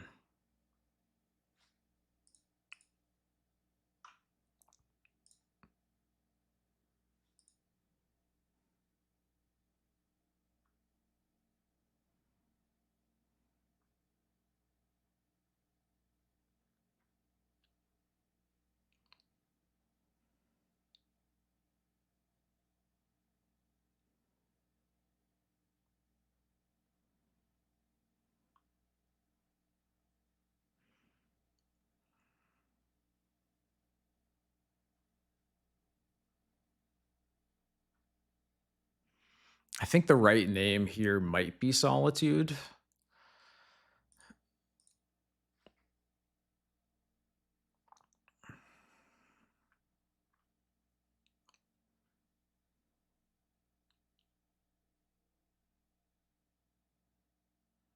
Yeah.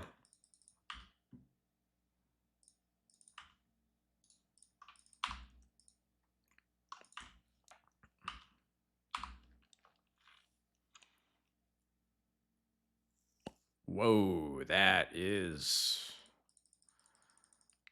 Whoa, okay.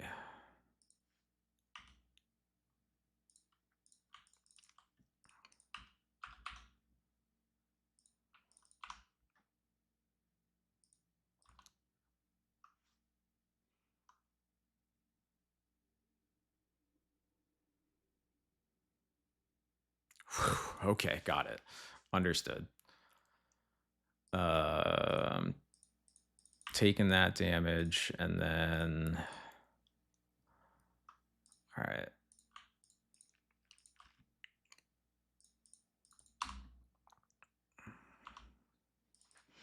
I think I know the way that I am sequencing this.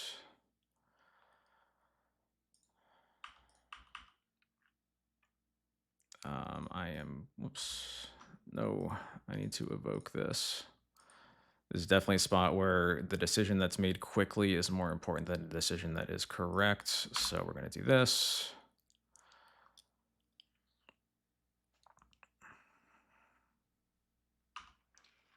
I take 3. Do you have a follow-up? If they have a Seasoned Engineer, that's probably the worst case. But we'll have to figure it out. Okay, that's fine. I can live with that. What I'm going to do here is get rid of their white source. They actually have no white mana now.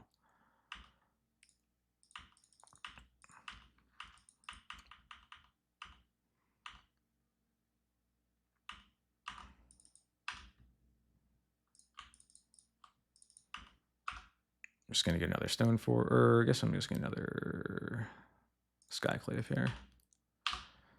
I'm going to try to Skyclave their Chrome Mox before I kill the Clarion Conqueror.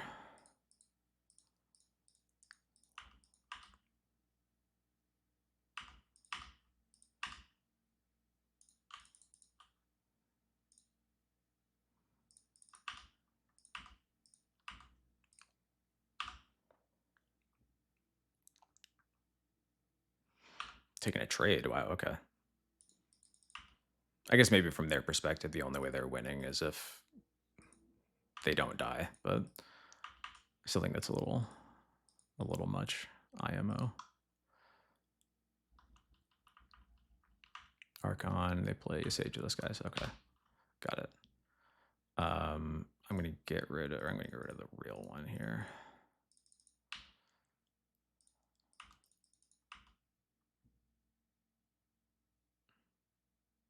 Land for Phantom Blade would be good. Wisp is good. Formal Wear is good. Emperor is good enough. That's basically what I need because this lets me get Wisp.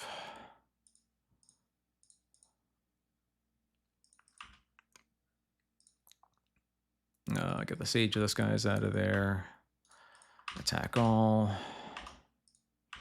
Oh, oh, they didn't get a basic. I did not even get that far. So either it's they had multiple planes in their deck, right? They had to have. All right, cool. I am so sorry that I took this long, but you're dead, opponent.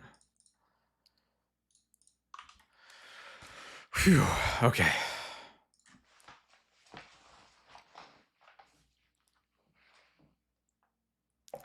Phew.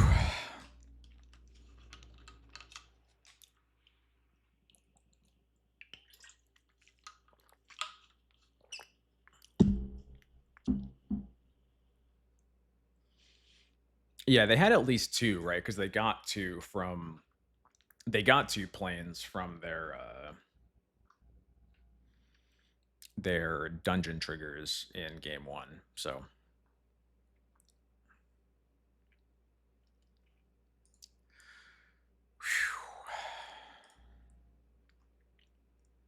sometimes you just got to lock in. You just got to lock in, and you can get games like that done fast when you need to.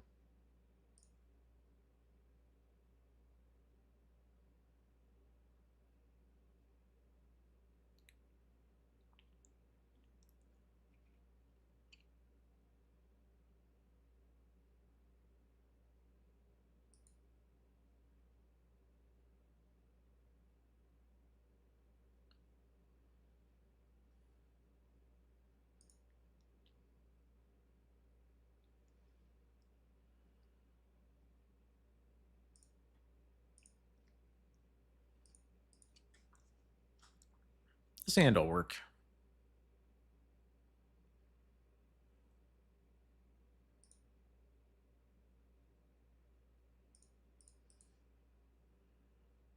I would really like to be on the play eventually, though. Ooh.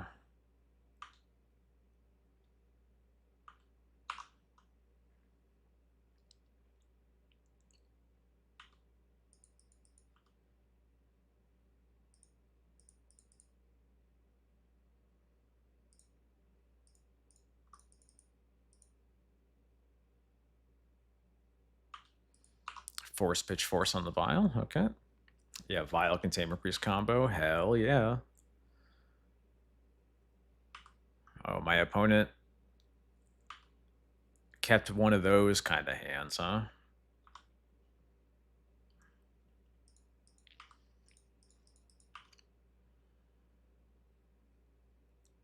I guess I'm wasting their waste. Or am I casting Thalia?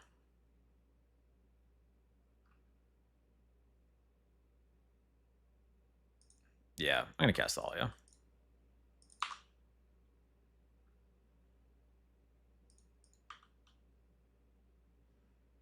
Might waste their waste next turn. They're going to wasteland me here, so I will not be doing that. Yep, figured this is going to be, I'm finally going to be, oh, okay. This is literally the first time I have played against Corey Steelcutter. I just have not run into this matchup once yet. So we'll see how it goes. The containment priests are obviously bad, and I think I'll just get rid of one of the therapies and we'll call that good. I would get rid of both therapies if I had the card to cut for it, but don't really. So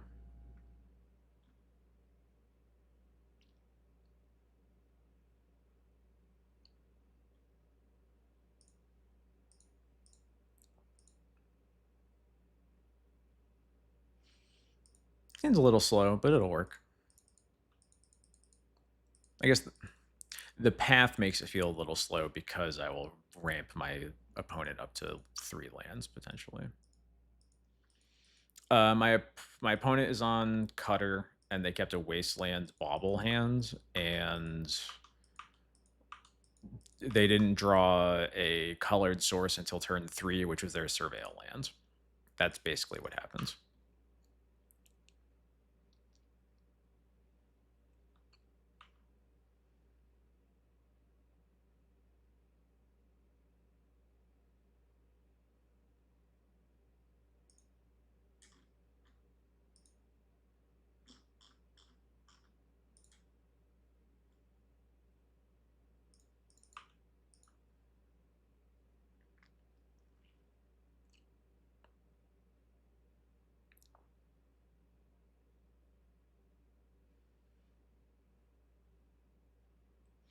It's fun for Lauren to actually be good against Delver now because of this.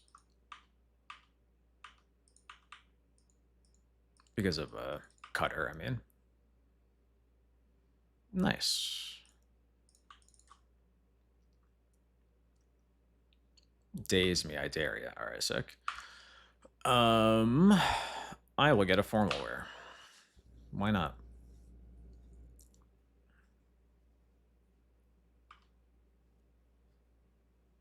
I dare you to bolt it.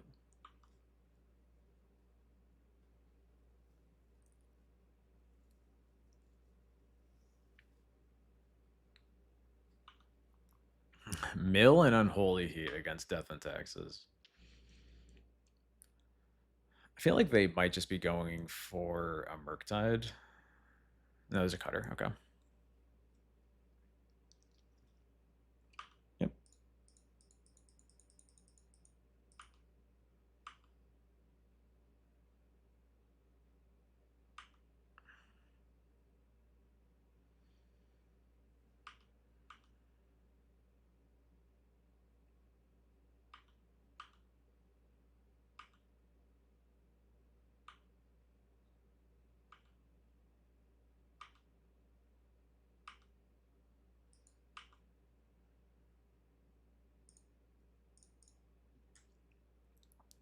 I doubt this is resolving, but we're going to try.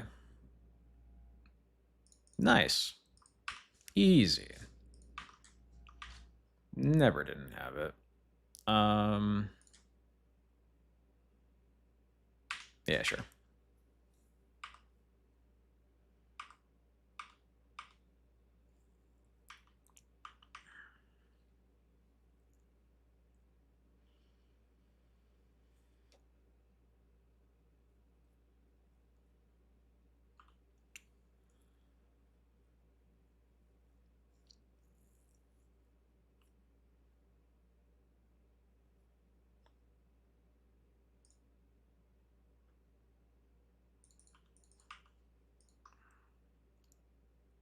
It's very tempting to block here, honestly.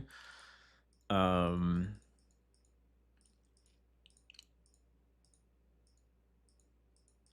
mean, actually, why wouldn't I block? Real question. I think this Lauren in my graveyard is more valuable than it in play right now. So if this just gets them to cast some spells, that's fine by me.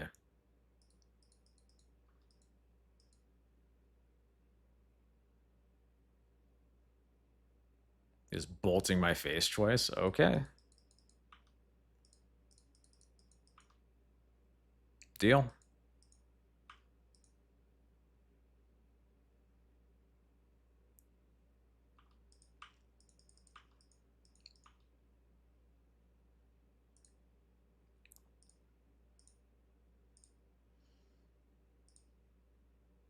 I'm just gonna get this monk token out of here.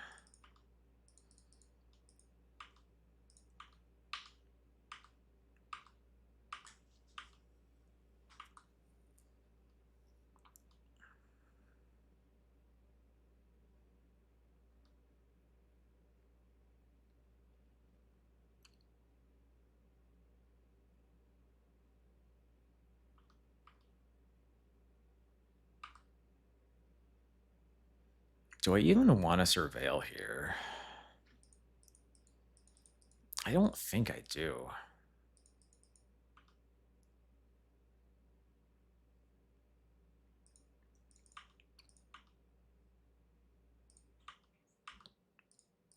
And that might have been a good spot to actually just Stoneforge for Cauldron. Since that didn't happen, I'm gonna recruit for Bowmasters. Yeah, let's do that.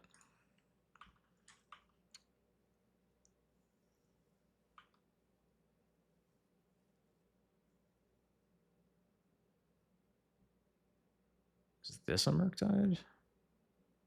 It is a Murktide, okay.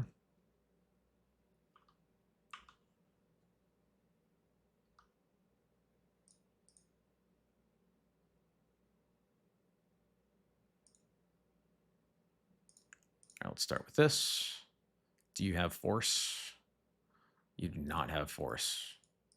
Sick. And no basic? Oh, man. Easy. Okay, now I will be Stoneforging for Cauldron. Sick. Easy. All right, friends. We are going to run a giveaway real quick. What's the word going to be?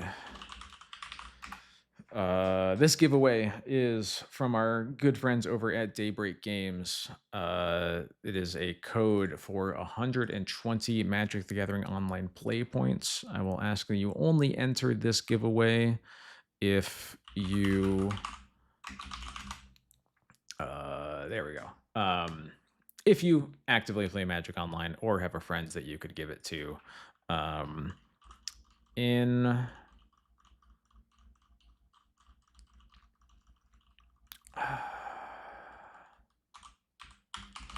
all right, the giveaway code, please enter into chat. Ban oops, all lowercase. I actually don't remember if it's case sensitive or not, but put it in. I'll get something up on screen real quick to show you what to put in. There we go. Please enter. You can enter that. I will pull at the end of the next match, so you have until the end of match 4 to enter the giveaway.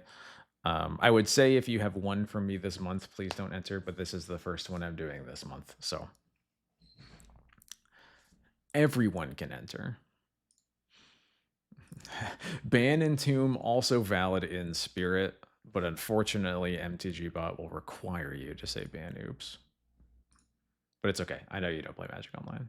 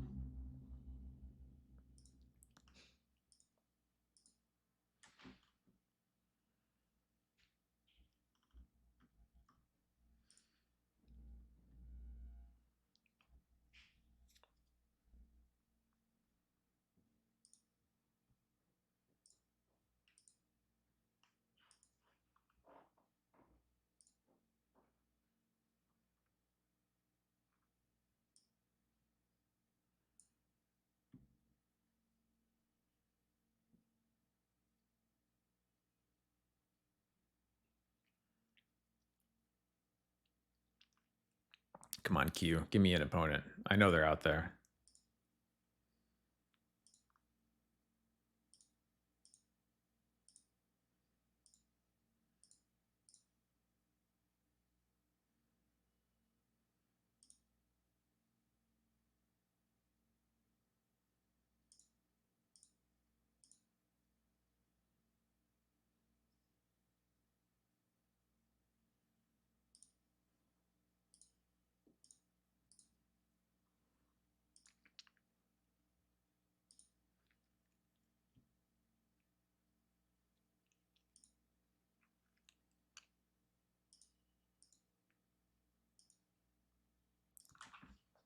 Come on.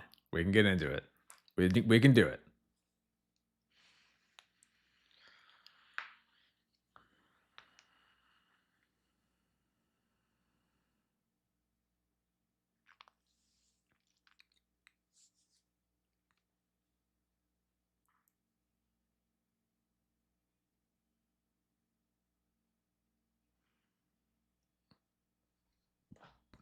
Yeah, right. This is why we need to ban oops.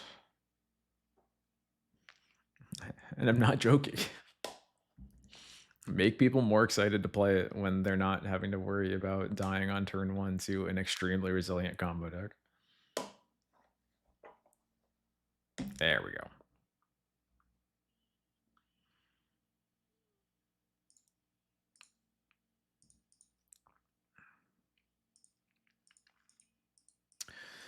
Interesting.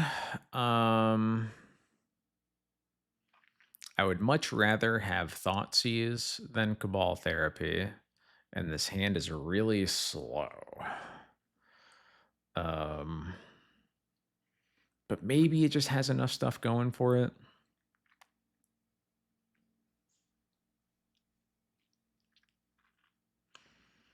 I'll give it a shot. I'm not going to therapy on turn 1, but I'll see at least what's going on over there on turn 2. I'll probably just open on Windswept Teeth here.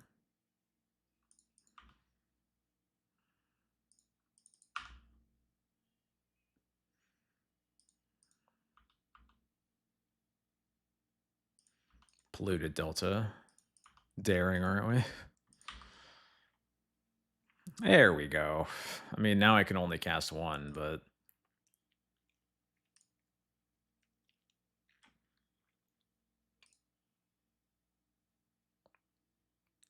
I'll play the Caracas here to play around days.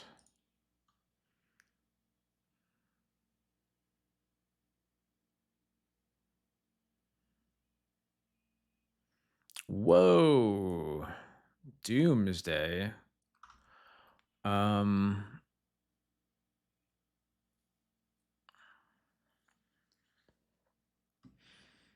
Interesting. I'm not even sure if I want to take the Dark Ritual just because they have 3 lands in hand. So I think I just want to take Consider. So they have to spend more time finding the Doomsday. Yeah.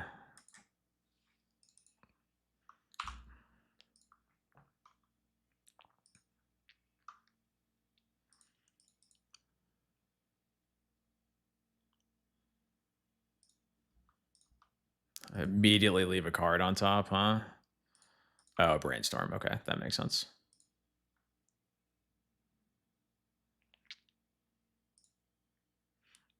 Do we have to ban it from the DNC server? I mean, you can if you want. I won't blame you.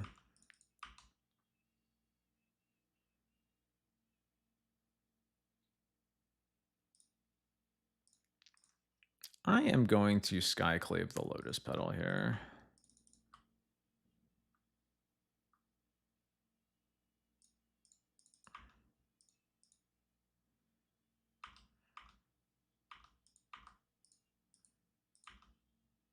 All right, so 2 of these cards are gone. If I had to guess, I probably kept the land and the deep analysis.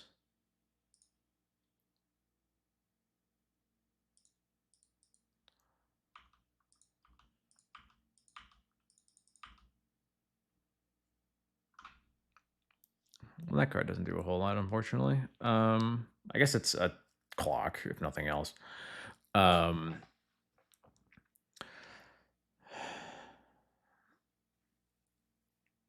There are no Final Fantasy cards here today.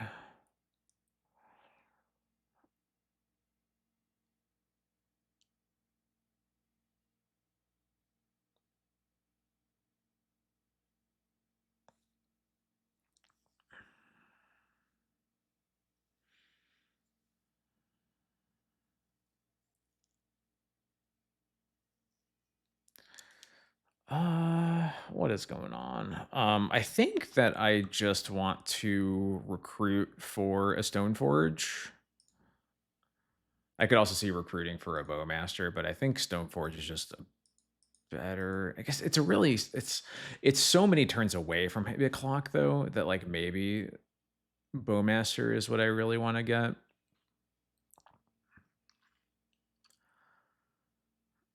Yeah, I think Bowmaster might actually be the right one to get here.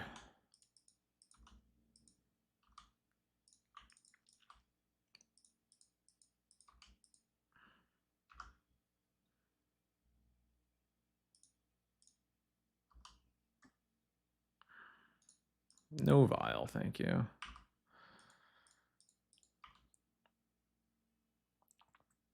I feel like Deep Analysis is going to get cast here. Could be wrong.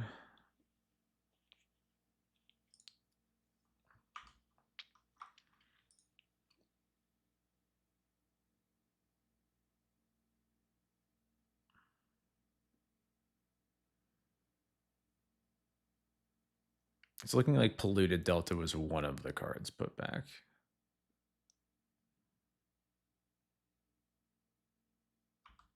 Okay. Okay, so either Deep Analysis or Edge of Autumn is in hand. And I'm guessing it's going to be Edge of Autumn and we're just going to die.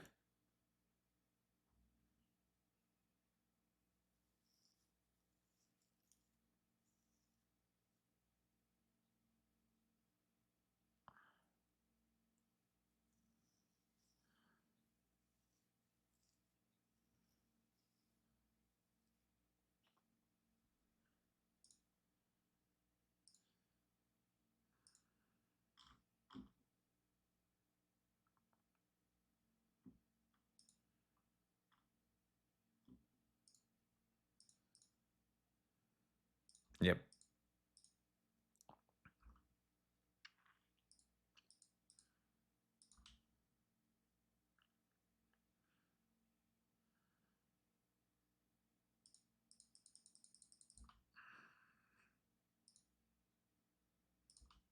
Yeah. All right. Flute. Deafening Silence. End of list.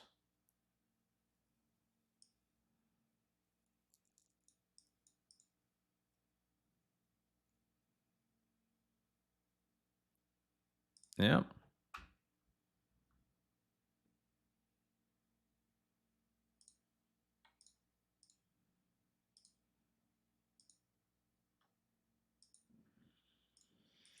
Wish I had a turn 1 play, but my turn 2 is pretty good at least.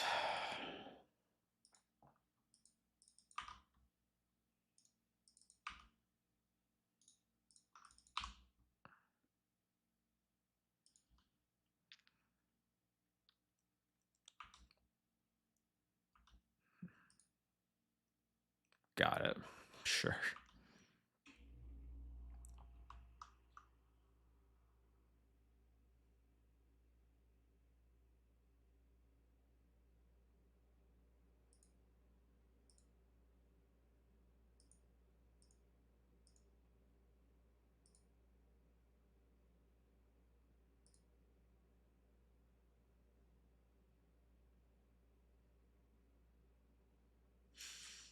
I'm pretty sure the answer is that we just flute Thoracle and cross our fingers.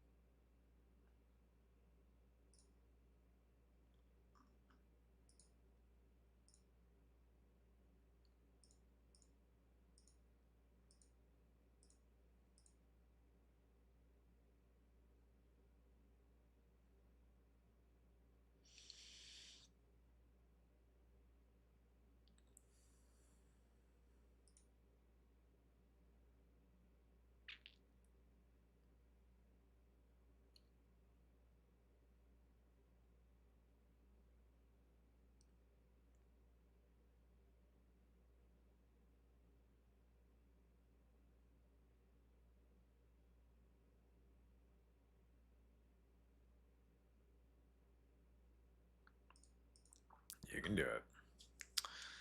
You can do it.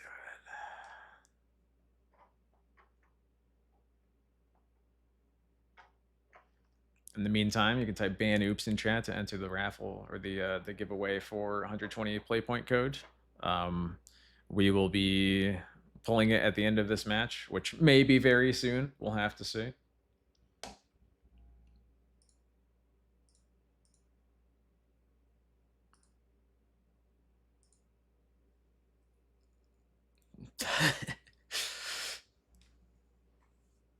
you should probably queue up now. I think you're gonna be good. This Doomsday is taking a real long time to resolve. Okay, now it's resolving.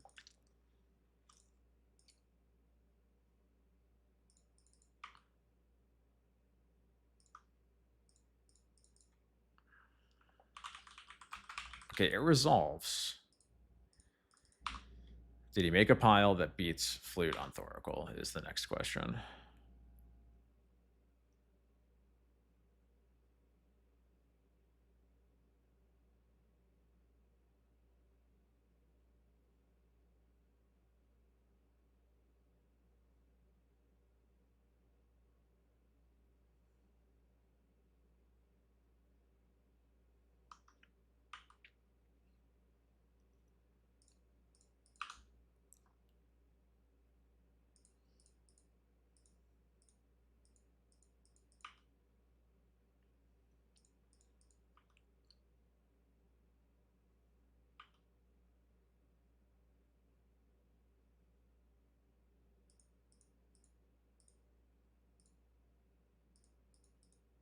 Interesting. Sick. Nice. So yeah, wait, what does the second Doomsday do? And I realized it doesn't do anything. You're just dead.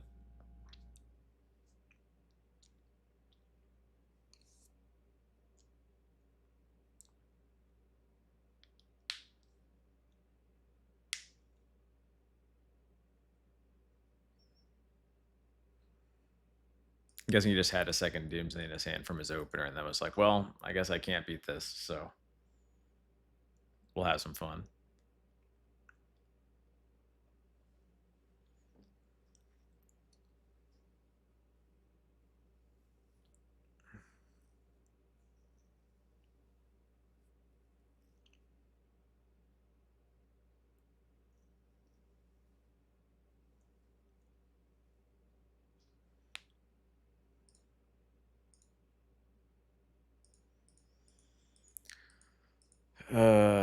I need more than this, especially on the draw. Nope. Okay, this works. Put back Skyclave and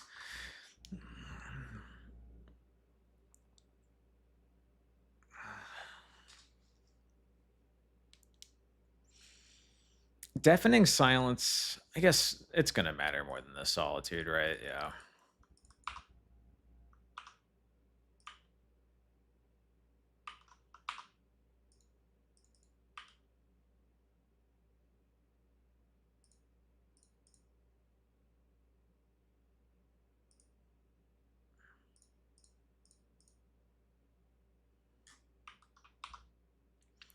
Yeah. Oh, okay. It's at least not a brainstorm. Got it. Okay.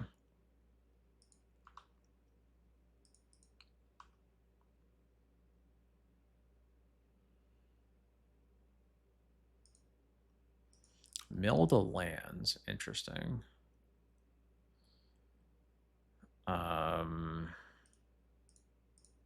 L Deafening Silence plus Wasteland here. Okay, I'll pay for it.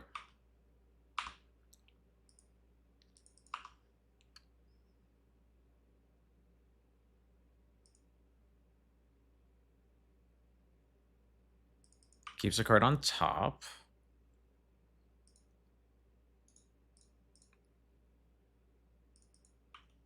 I'm just gonna cast this now, actually.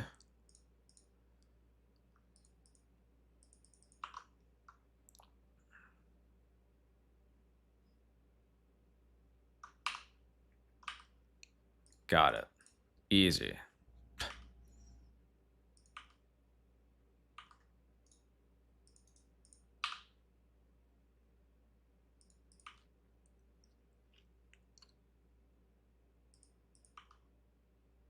Okay. Doomsday's on top, and I'm nowhere close to killing him. Oh, that's bad.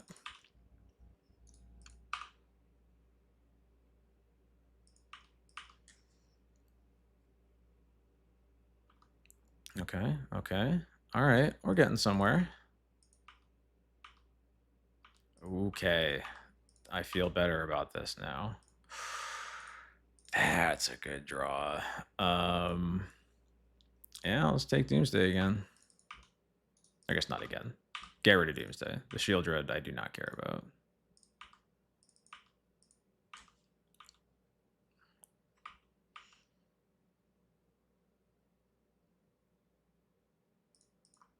Sure.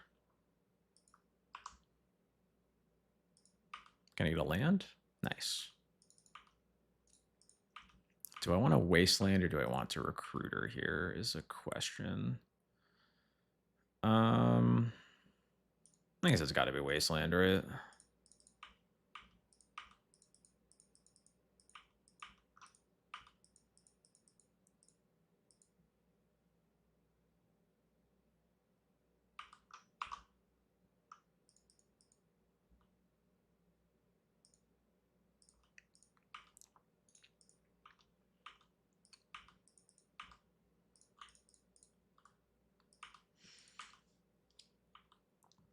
They couldn't draw anything. I guess that, yeah, I guess they couldn't draw anything because they can't ritual into Shieldred anyway. Yeah.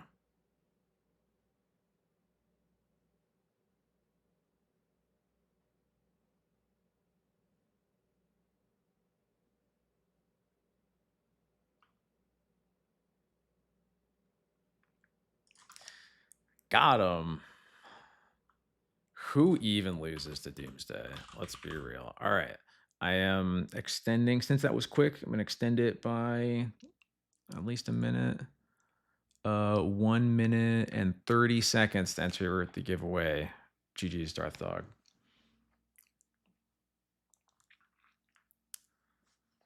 Enter ban oops in chat if you would like to enter the giveaway for 120 play points. As soon as my clock says 10:50, I will be drawing the winner.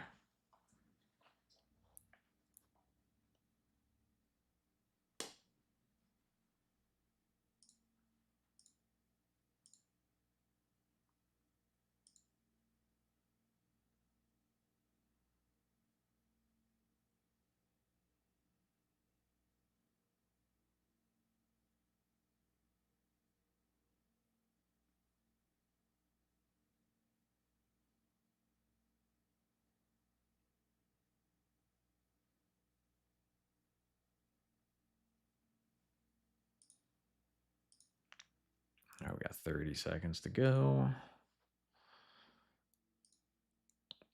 Should make sure I actually have the code ready to copy into chat. And got it. Okay. Hey, Harry, how's it going?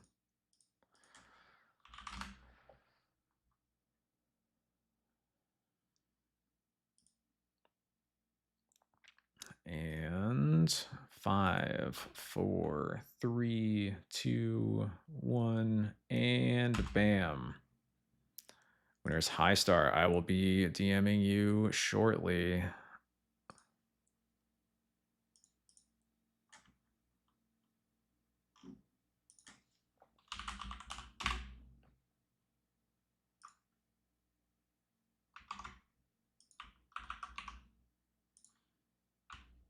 All right, I am unable to whisper this user. Oh no. Can you check your permissions? Make sure you don't have like a privacy setting set on Twitch. I can also potentially DM you on Discord if that will work.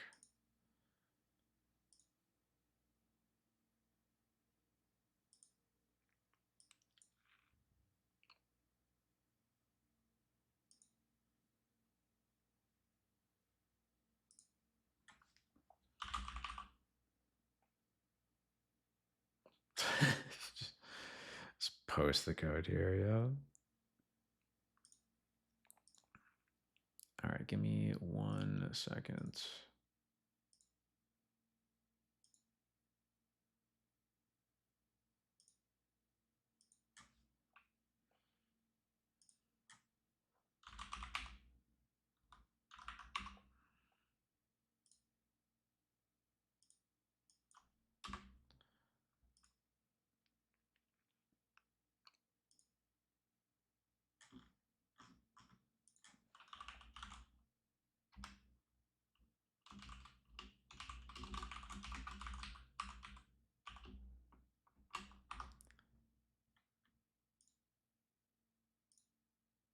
Sick. I saw. All right, there we go. There we go. Oh yeah, I already sent you one before. There we go. Cool. You now have it. All right, we are going into the last match. Hopefully, we'll get a nice little 4-1. Unfortunately, lose the trophy in the first match, but that's how it goes sometimes.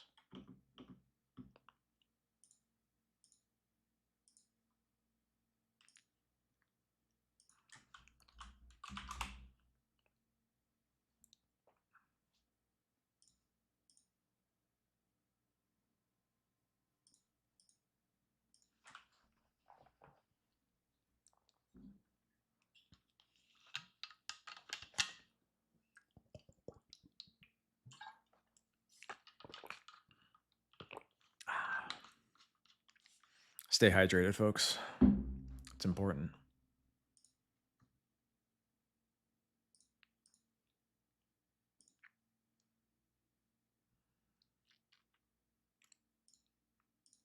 Nice run the play finally. With a dog shit hands. How about this one is, I mean, I'm gonna keep it, but I'm not happy about it.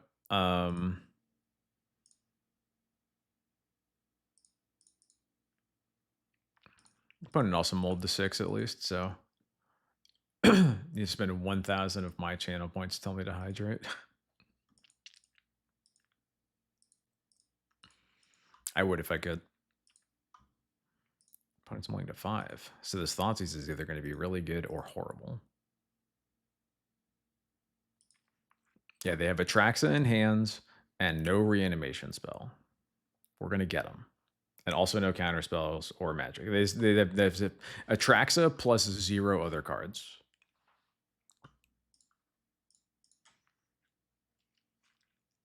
Is that so much to ask for?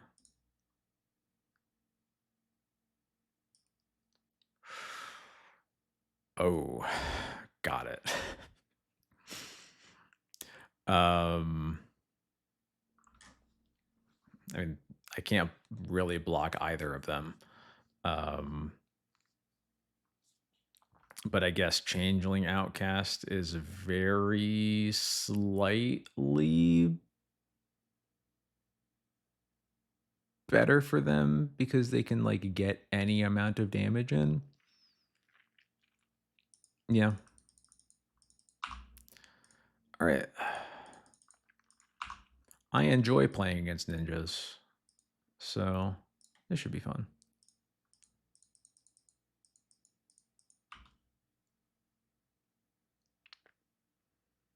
I think Vile is a good enough reason to surveil this turn. Take Thopter, so if they draw a cantrip, they can't set up turn 2 and draw. Okay, that's fair. I think that's good reasoning.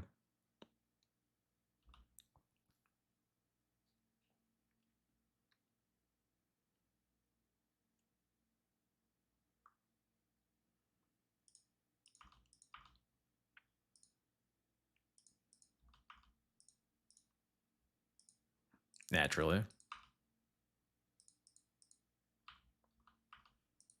I guess another reason is that it costs mana. Like the mana cost matters here too.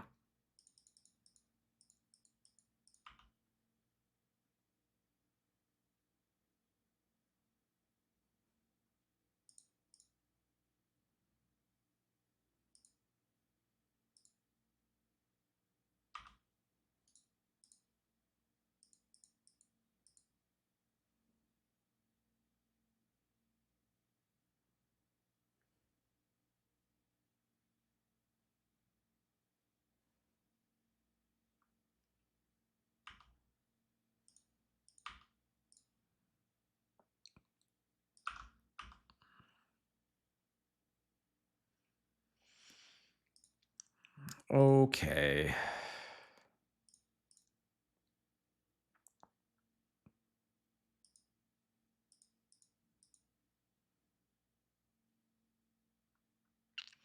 Outcast Scenario, so would get a trigger off of it. That is true. Force that. Okay, sure. Oh, I should get rid of that. Sorry, the giveaway is done. Yeah, Land Vial has not the best trust.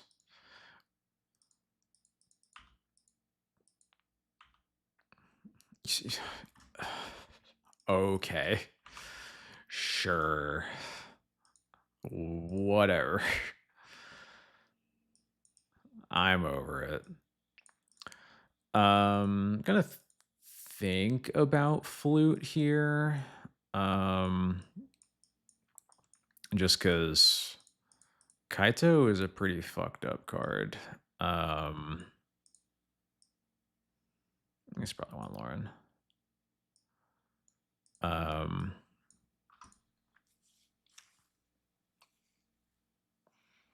I think I'm just cutting Thalia's. This looks fine to me. 3 Containment Priest is certainly a lot, but also it's good against ninjutsu, so why not, right? Yeah.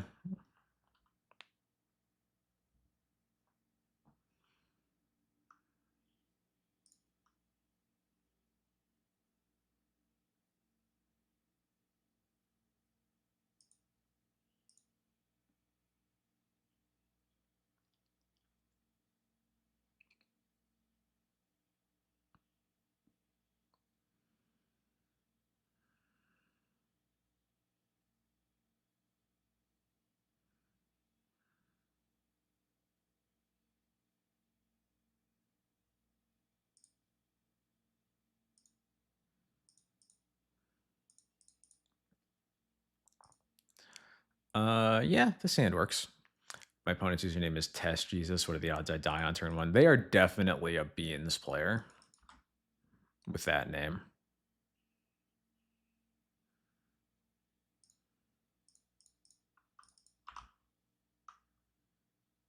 That's my read, personally.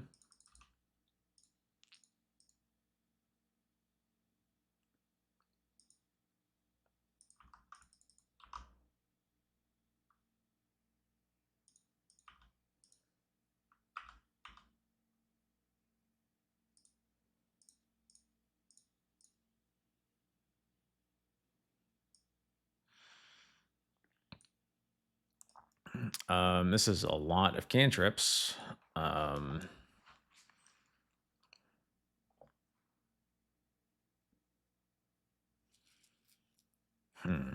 mean, I would.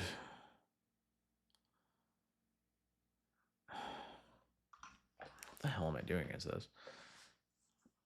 I don't think I'm taking a cantrip. I'm either taking Foundry or Sink into Stupor. I don't really want to take Foundry because I can just flute it. It's just kind of annoying because, like, they can immediately get a 4/4 out of this, which is a little icky.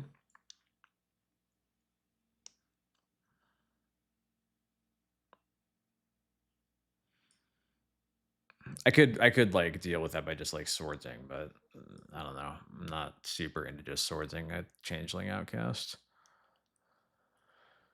Maybe that's good enough though. If I do that, I'm probably taking the Sink into Stupor, but I could also take the Brainstorm.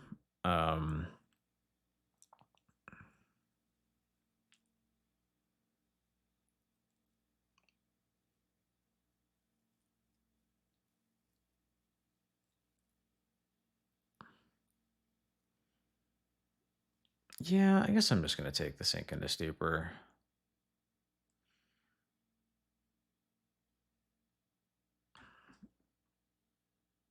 It's hard. I think it feels a little hard to argue for taking a cantrip when they have 3 of them.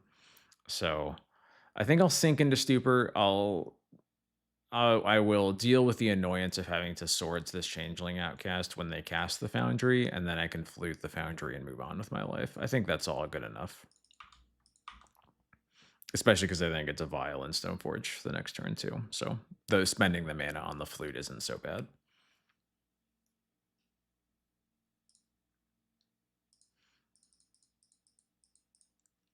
That's a tricky Thoughtseize though.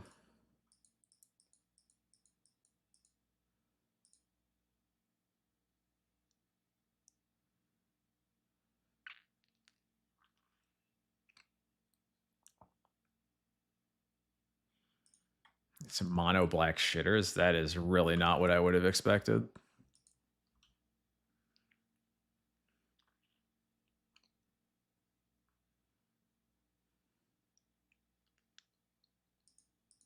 Nice. I know they draw.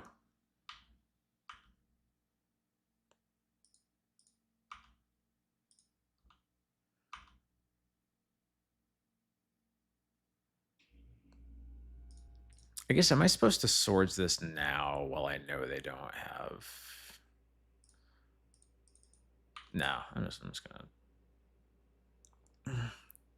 Maybe I am. I don't know. It will feel real bad if they just ponder into a daze or a force. I guess I should say them pondering into a force is probably not a huge issue. Pondering into a daze is not great though. It feels unlikely for them to keep a daze on top though.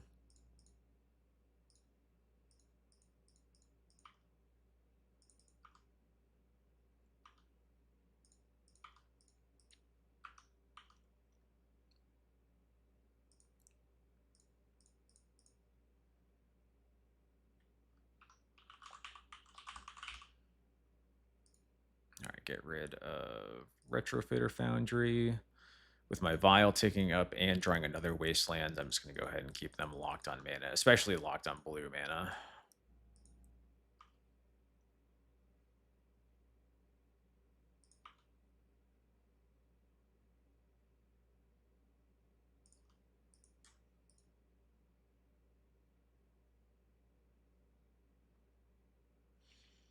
I think I'm just going to Cauldron them here.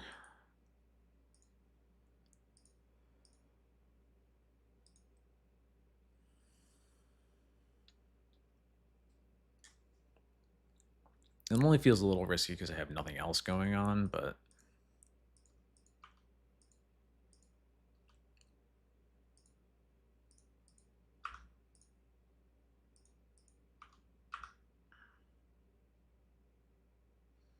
But I don't have anything to bring back with Formal Wear now. This swamp could be representing Fatal Push, though. Maybe I'm supposed to just go for Formal Wear. I don't know. This is a little tough.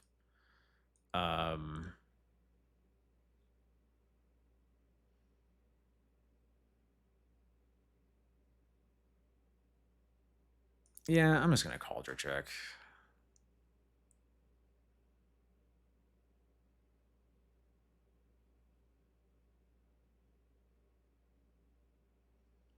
A lot just like things have to go right for me for the Formal Wear to really matter anyway. So I think I just need to get this potential upside if they don't have a removal spell right now.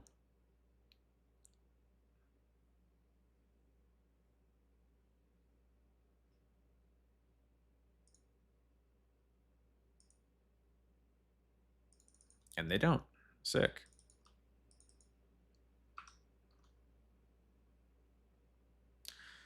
That is pretty darn good, huh?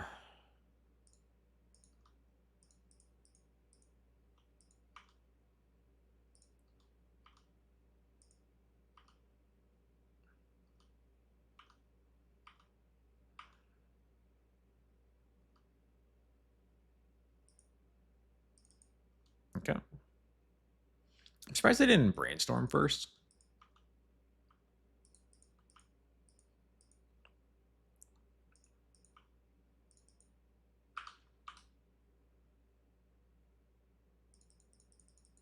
Just drawing all equipment. Oops, all equipment. Me keeping this Stone Forge untapped is not at all suspicious, I promise. Okay.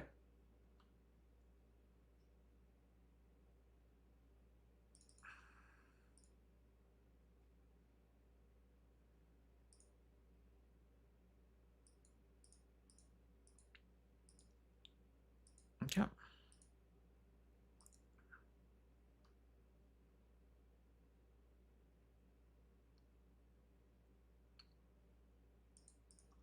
Brainstorm resolves.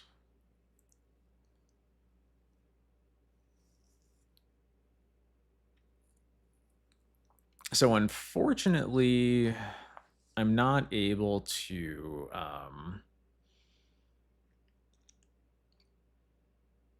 I can't prevent ninjutsu from happening this turn.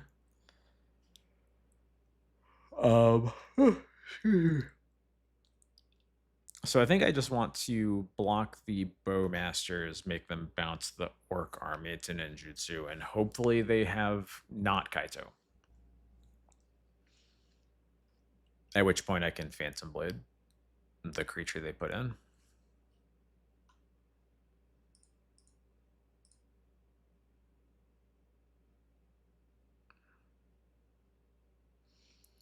I exile a creature I control and my graveyard. That's fascinating. Well, I'm about to Yorion, so I'll just exile my Germ token.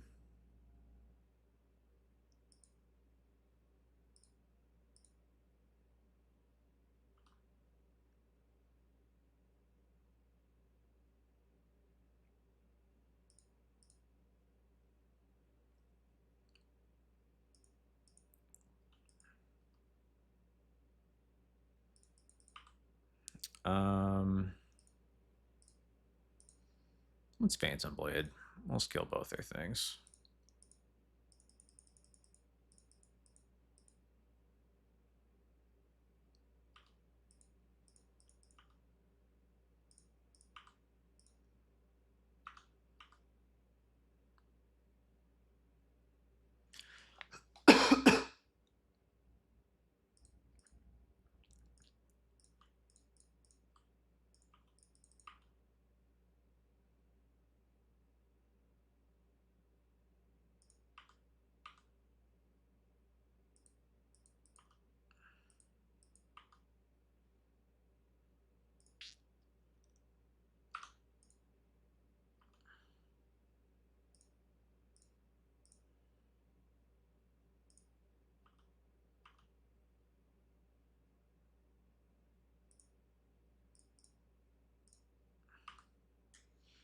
Is Yorion good? I can't tell. It's a formal wear left. Yep. Okay.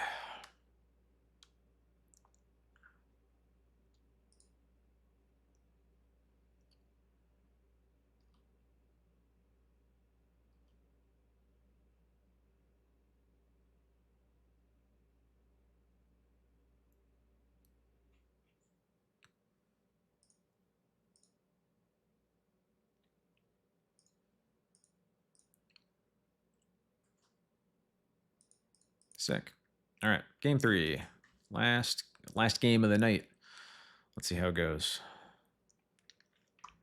We have successfully played against Reanimator and Oops. Big ol' 0 times. Would have put money down that that's what was going to happen today.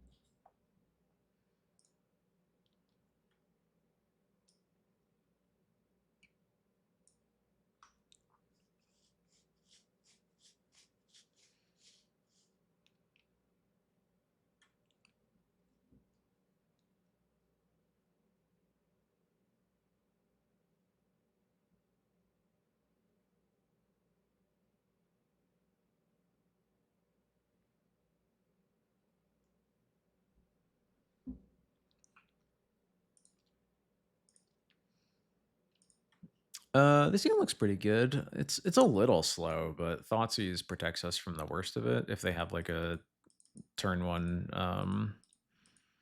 a turn one thing that can attack. And if they don't, we get to Vile first, which is good too.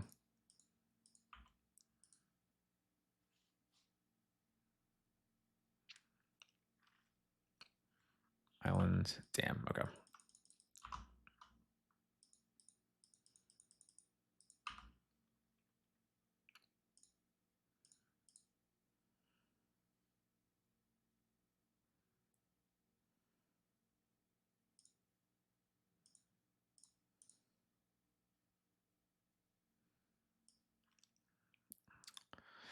Another Ornithopter, okay. Bowmaster, Strategic Betrayal. These cards all kind of suck. I think I'm just gonna take Bowmasters and see if they play another Ornithopter, I guess.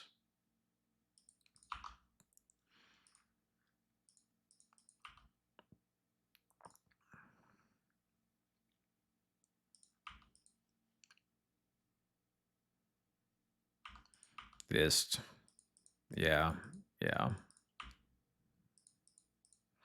Stop it. Okay, at least it's Eureka. I have a Crocus for that.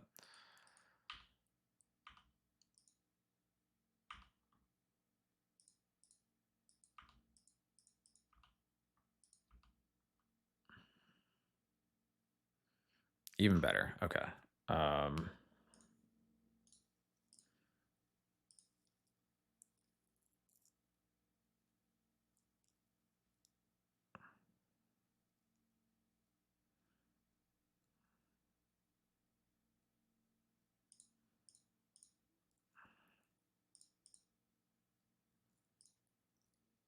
Get rid of Rico, and then these should all be the same. Okay, cool.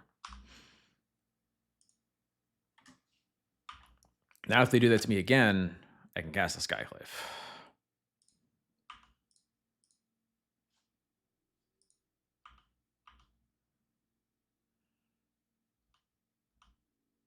All right, they did not do it to me again.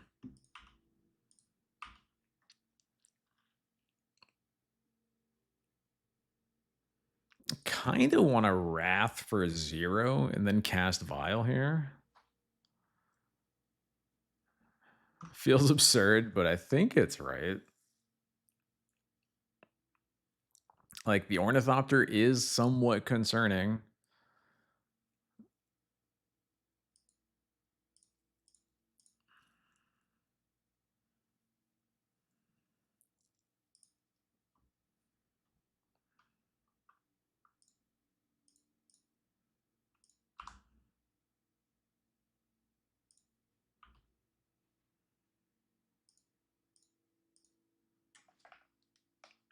Yeah, I think it's good. It just looks really goofy. Okay.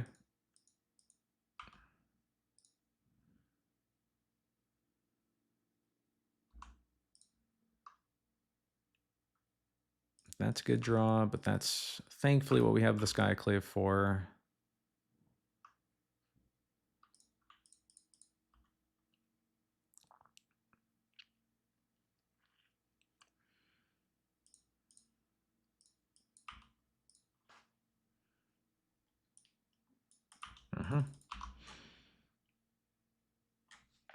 Yeah, it's funny, like the 1-for-1 Wrath of this guy is, especially in a situation like that where you almost don't even feel like you're answering a card, are really kind of interesting. But that's just how it goes sometimes.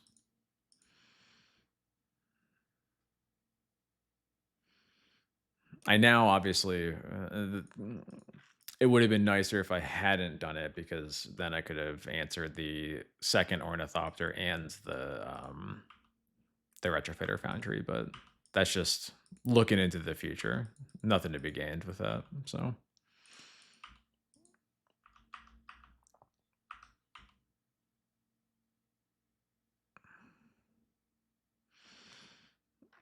okay. Well, I was gonna recruit for something, but now I think I'm just gonna double Bowmasters.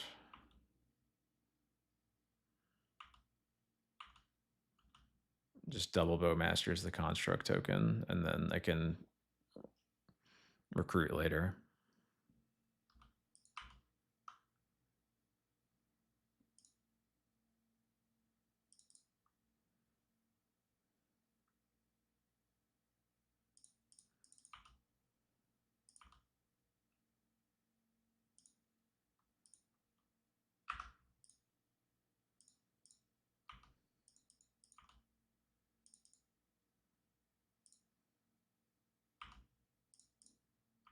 Take that construct token.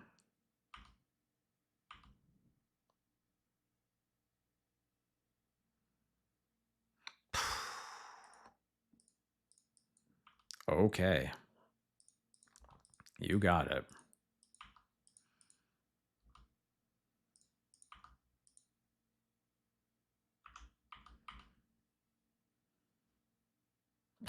Okay, it is recruiter time. Understood.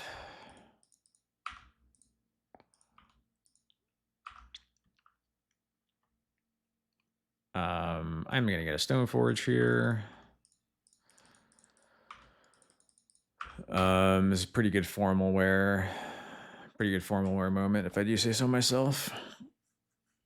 Yeah, I have not seen a massacre in a long time. This also feels like a pretty weird, like, what decks would ninjas be playing massacre for other than literally Death in Texas? What other decks are playing white creatures in them, like, at all?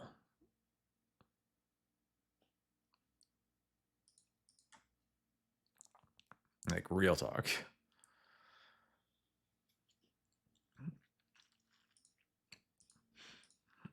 Okay, you're right. I didn't think about energy. I am also forgot that this strategic betrayal is actually kind of bad. Makes this formal wear maybe not that good. Energy makes sense. Mono white Stompy doesn't make sense. Every card in that deck is to at least 3 toughness, so Massacre doesn't even do anything there. Energy makes sense, but it still feels pretty like a pretty niche application to me.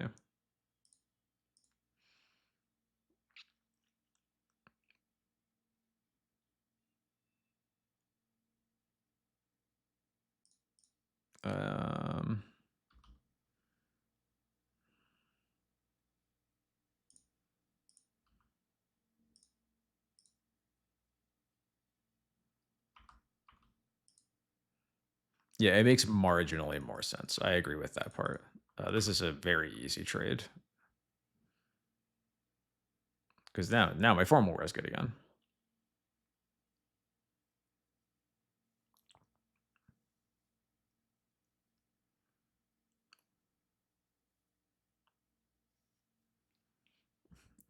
What set is this from? Tarkir Dragonstorm. Okay. First I've seen of that card.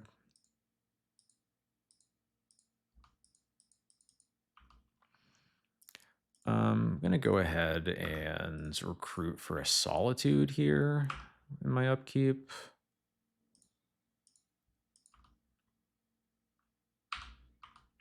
Go up to 4.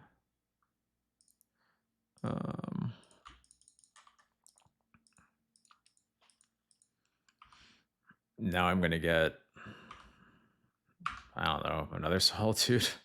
I'll get a Skyclave, actually. I'll get a Skyclave so I have an answer to a Kaito.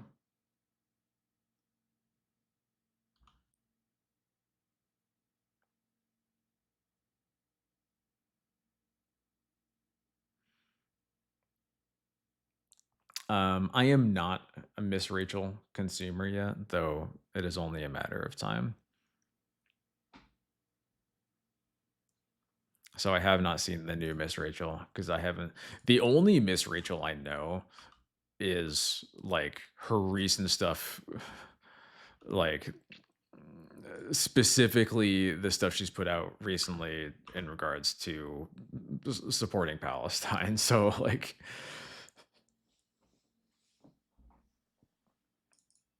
that's really it. I probably should have put Yorion in my hand here before I went to combat.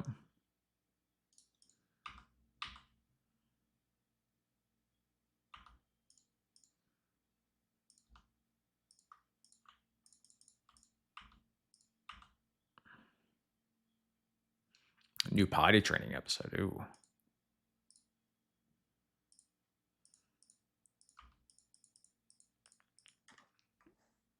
I'm gonna have to take a look at that. I know I've been doing really good at home lately, but we gotta get her. We got to get her going not at home. Public bathrooms are very scary to her, so we're still figuring that out. 4-1 achieved despite a 9-card sideboard. I'll take it.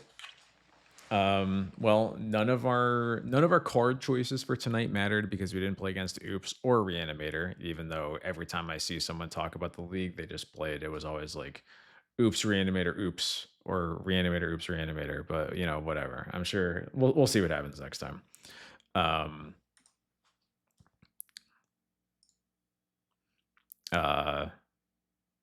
Always fun to crush though. 4-1. Really can't be upset about a 4-1 in basically ever. Public sites are easier with the boy because the novelty by using a urinal. I think that's probably true. Yeah. Yes, just like the noise of public restrooms, just a lot. You know, the automatic flushing, the loud. I don't know. Hand dryers are just so loud. I get it. I get why she's upset about it. You know. Anyway. So yeah, that's the deck. Pretty good result. I'll probably play something very similar on Sunday.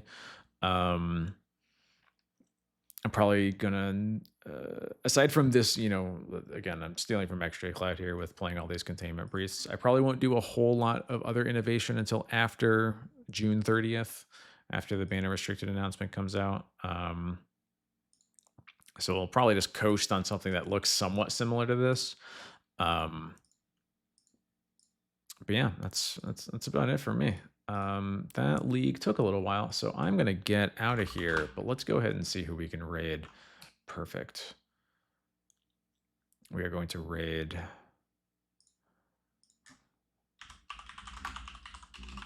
the Shallow Grave. There we go. Thank you everybody for hanging out. If you're new to the stream, I really appreciate you stopping by. I stream every Thursday, Sunday, starting around 8:30. Always playing some form of Legacy Death and Taxes like this up here. Favorite deck in the whole wide world. I'm gonna go to FNM for the first time in a while tomorrow. I'm really excited. I'll see you guys on Sunday after that. And